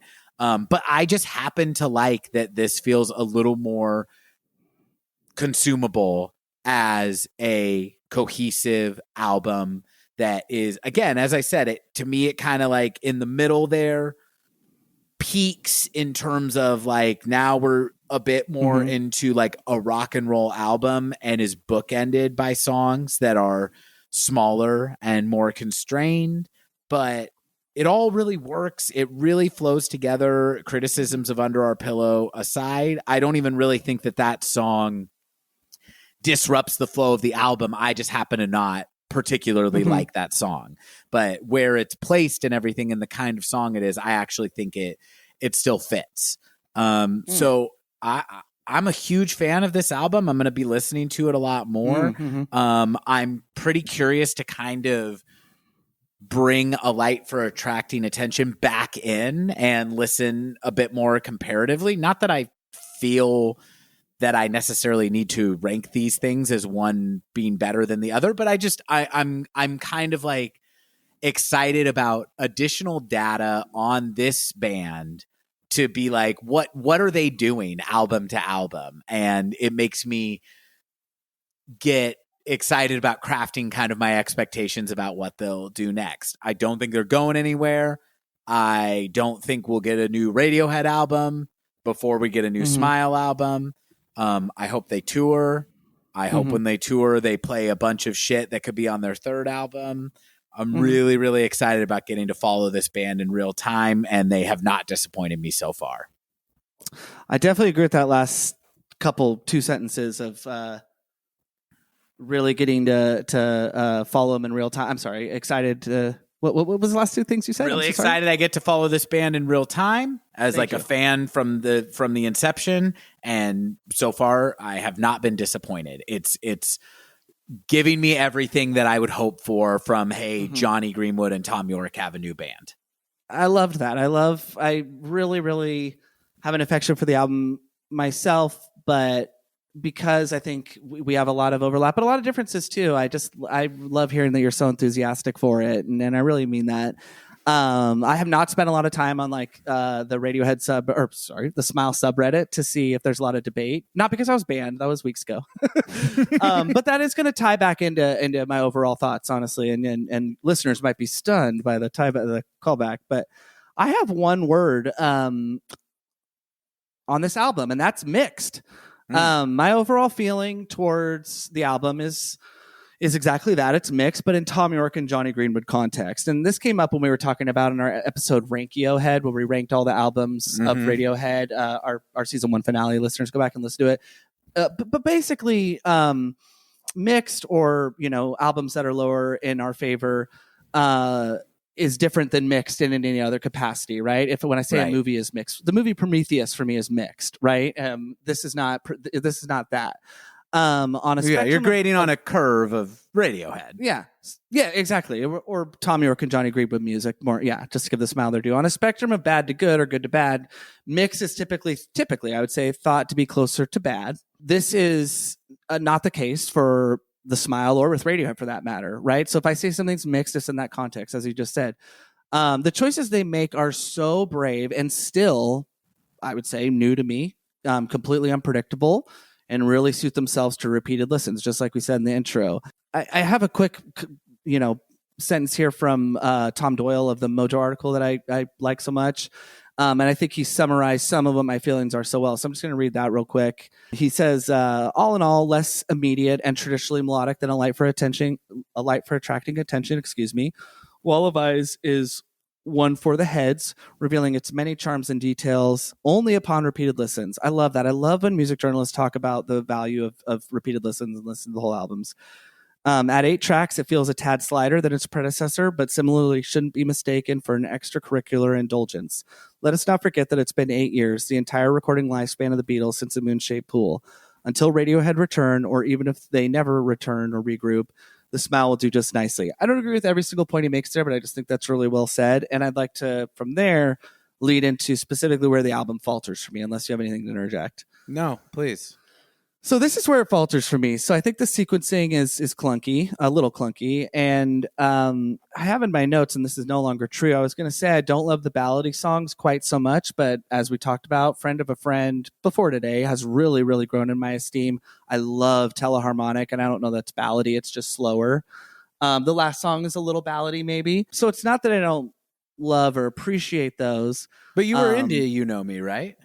Oh yeah, absolutely. I Okay. like them. I'm just not. They don't, to me, hit. Well, just keep that in mind as I go into my next part. So, okay. When thinking about where the album falters and me maybe in general appealing less to the ballady songs, I'm reminded of a Roger Ebert quote that I love so much: "Do not review the movie you wanted to see. Review the movie you saw." Some variation of this quote actually goes to Orson Welles, but I love that he gave that advice. You see that so much now. Why couldn't they have done Star Wars this way? Why couldn't? But I think in the context that he was saying, and Orson Welles especially, is, hey, if you wrote the film, don't review the movie that you wanted from your writings. Review the movie that was made.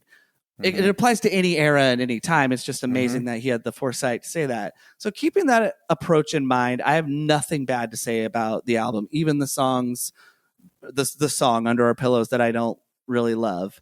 I stand in awe of the fact that these two men in their early to mid 50s are making such challenging and exciting music. And it's exciting not only by musical standards in general, but also in comparison to latter-day Radiohead. I find this album more exciting, or the Smile overall more exciting than like a Moon-Shaped Pool. There's more to chew on for me. Unfortunately, we have been treated to alternate content that could have made this album. Walker and I directly. And this ties back to the Radiohead or Smile Reddit thing. I'm not bragging. Listeners, you can experience that alternate content as well. And those songs, by the way, are Colors Fly, Just Eyes and Mouth, Feeling Pulled Apart by Horses. Oh, right. Yeah. So So we've been treated to that, listeners. You can treat yourself. I'm not being a superior here. Oh, and Just Eyes and Mouth is that very like groovy. It almost like he was playing the synth and dancing. It's like very like it was almost kind of like 80s synth rock type of a song. But the Greenwood riff was really bouncy, like what we heard that on was Colors a cool Fly. song. But that song was amazing. It could still end up on an album though. Yeah, you didn't love Colors Fly. I really liked that one. It's to me, it's go. a much better version of Under Our Pillows, but we're not going to dwell on it. So, Roger Deber's quote: "I need to review what was given to us, not what could have been." But it is relevant because I've tried really hard to listen to Wall of Eyes as it is and as it's been presented to us, not with the instead of mindset. Like Casey Pegram said, like don't listen to, or he tries not to listen to music like what we could have been given instead of. But in this case, there's a very, very clear picture of what we could have been given, and it's really difficult for me to understand why the following songs didn't make the final cut. I just mentioned them: Colors Fly, Just Eyes and Mouth, Feeling Pulled Apart by Horses, especially those last two. These songs, besides Read the Room, represented a further shift into the math rock and like harder edge songs that the Smile have dabbled in on A Light for Attracting Attention, and represent some of my favorite guitar music I've ever heard. Grading the album on its own merit, it's an 85 to 90% for me. The songs are really, really good. Some are great. Thinking about it with the mindset of what could have been / will I listen to it its entirety the way I do A Light for Attracting Attention, it is much more on the mixed spectrum, but mixed still being by Tom and Johnny standards. I vastly prefer A Light for Attracting Attention to this. Okay. Except for Read the Room, which I think is up there with some of my favorite Radiohead tracks. And it's just a little puzzling to me why Feeling Pulled Apart by Horses and Just Eyes and Mouth didn't make the cut to round out the album at 10 songs. They made the album they wanted to make. I felt this way about Phantom Thread when it came out. Why did P.T. Anderson make another movie with Daniel Day-Lewis? That is boring. Now it's one of my favorites. So this is the downside to doing a discussion so close to its release. But I'm pretty firm in the fact that I think they should have rounded it out with more guitar music. And I don't think the sequencing is very good. I think it's a very odd opener to open with Wall of Eyes. I think that would have made a better closer. And I just think it needs a little bit more excitement. But there's no other band. I mean, I love U2 so much. Their music sounds so samey at this point, and I do listen to it. I cannot believe that people at this age and stage in their career are making such challenging and adventurous music. And I would like to take a breath because that was a lot. So that's it. I mean, I really like that we have different reactions to the album. I'm glad we both appreciate it. Mm-hmm. And yeah, do you think I'm being too harsh? No, I think it's how you feel. And like, I don't mean that dismissively. I don't feel that way. I think that I feel like we both like every flavor of Tom York songwriting, but I get more excited about the, like, I don't know, like if you look at our top 10 Radiohead songs or whatever. Yeah. And it's like your favorite is Don't Tell Me Because I Know.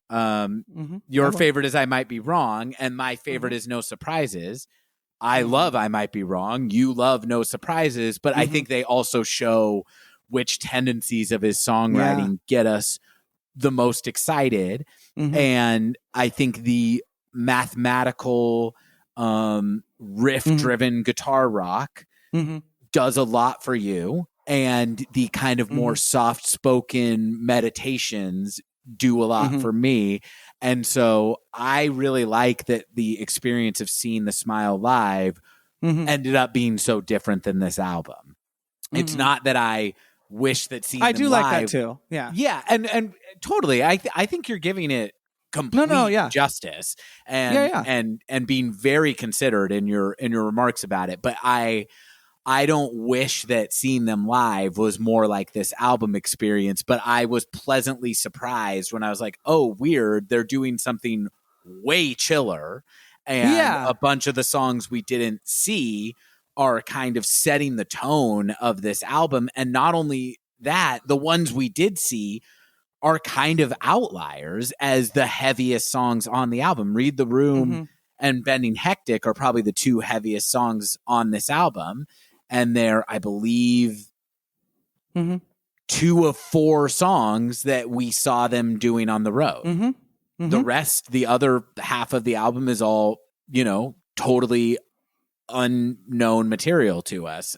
So I have no problem with anything you're saying, but I also, this definitely feels like one for me in terms of the tone that he's going for on this one, that they're going for. And in fact, the stuff that I like a little less to me feels more like, I'm like, did Johnny write this song? And I have nothing but admiration for Johnny Greenwood, but I just am like, oh, this feels more like it's on here because it's fun for him to play than such as Under Our Pillow. I mean, again, I really like everything on the album except for that. So it's like any examples I have of what I'm saying. Well, Read the Room feels very much of a Johnny Greenwood composition. I agree, and that's very successable for me. So it's not. Okay, got it. I'm not really knocking Johnny. I'm just saying that like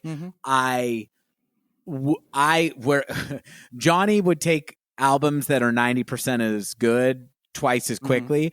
I will take things that are 90% as ambitious to be twice as beautiful. And so I'm like, even if they put out another Radiohead album and it's like, wow, this is really a step back in terms of ambition, but the melodies are beautiful and the lyrics speak to me and it sounds great, I guarantee that's going to be my favorite album of like that 5-year period, So this just the stuff, there is stuff where I feel like they're doing things that are new and ambitious that really work for me. And then there's stuff on here that I'm just like, oh, it's just a great Tom York song. And that is going to do a lot of the work in giving any project he does a high rating for me. I love all that. I love it. Yeah. Anything else you would like to say? I would just like to say, going off of kind of our overall feelings, thank you to any new listeners that came along for this episode. And thank you to folks that have found the podcast and have sent Walker and I emails. It was, we've gotten a few just saying, hey, when are you going to talk about Wall of Eyes? That meant the world that anyone solicited our future feedback or future thoughts on the album. When we started this, our hope was just that people would listen and engage with it. I wouldn't say I never dreamed of, but it really, really is just so awesome to hear that this podcast has been a light for attracting assholes. No, I'm just kidding. A light for just a good thing in people's life. That means the world. And that was definitely not a goal that we set out. But just, it was so great to hear. And thank you. Just thanks for sending those letters and asking for saying you were excited for us to talk about this album, because I knew that we were excited. But knowing that there are folks out there that want to hear Walker and Zach gab about it means the world. So thank you, listeners. Tell a friend if you like this show and they like good music. And Walker, I loved listening to this together.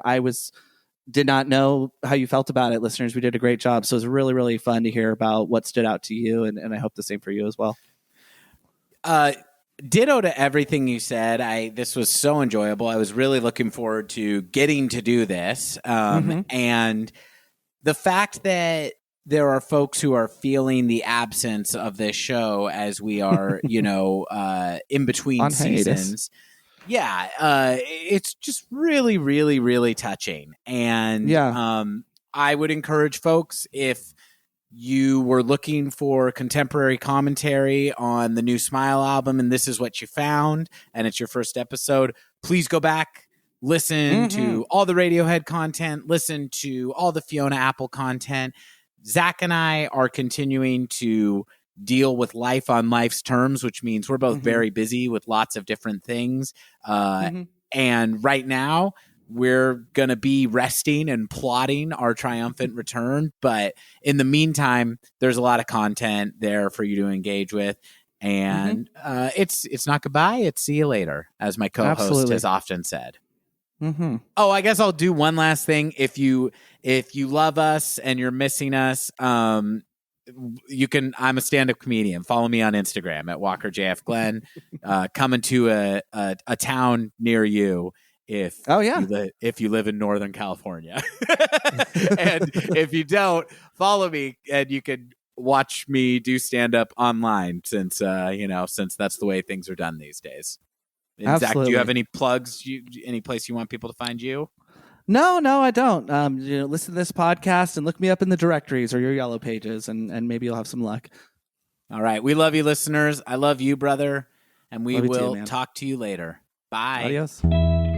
Idiotalk is a Glenn Brothers production. Get in touch with us at idiotalk.podcast@gmail.com or follow us on Instagram at idiotalk.podcast. And thanks for listening to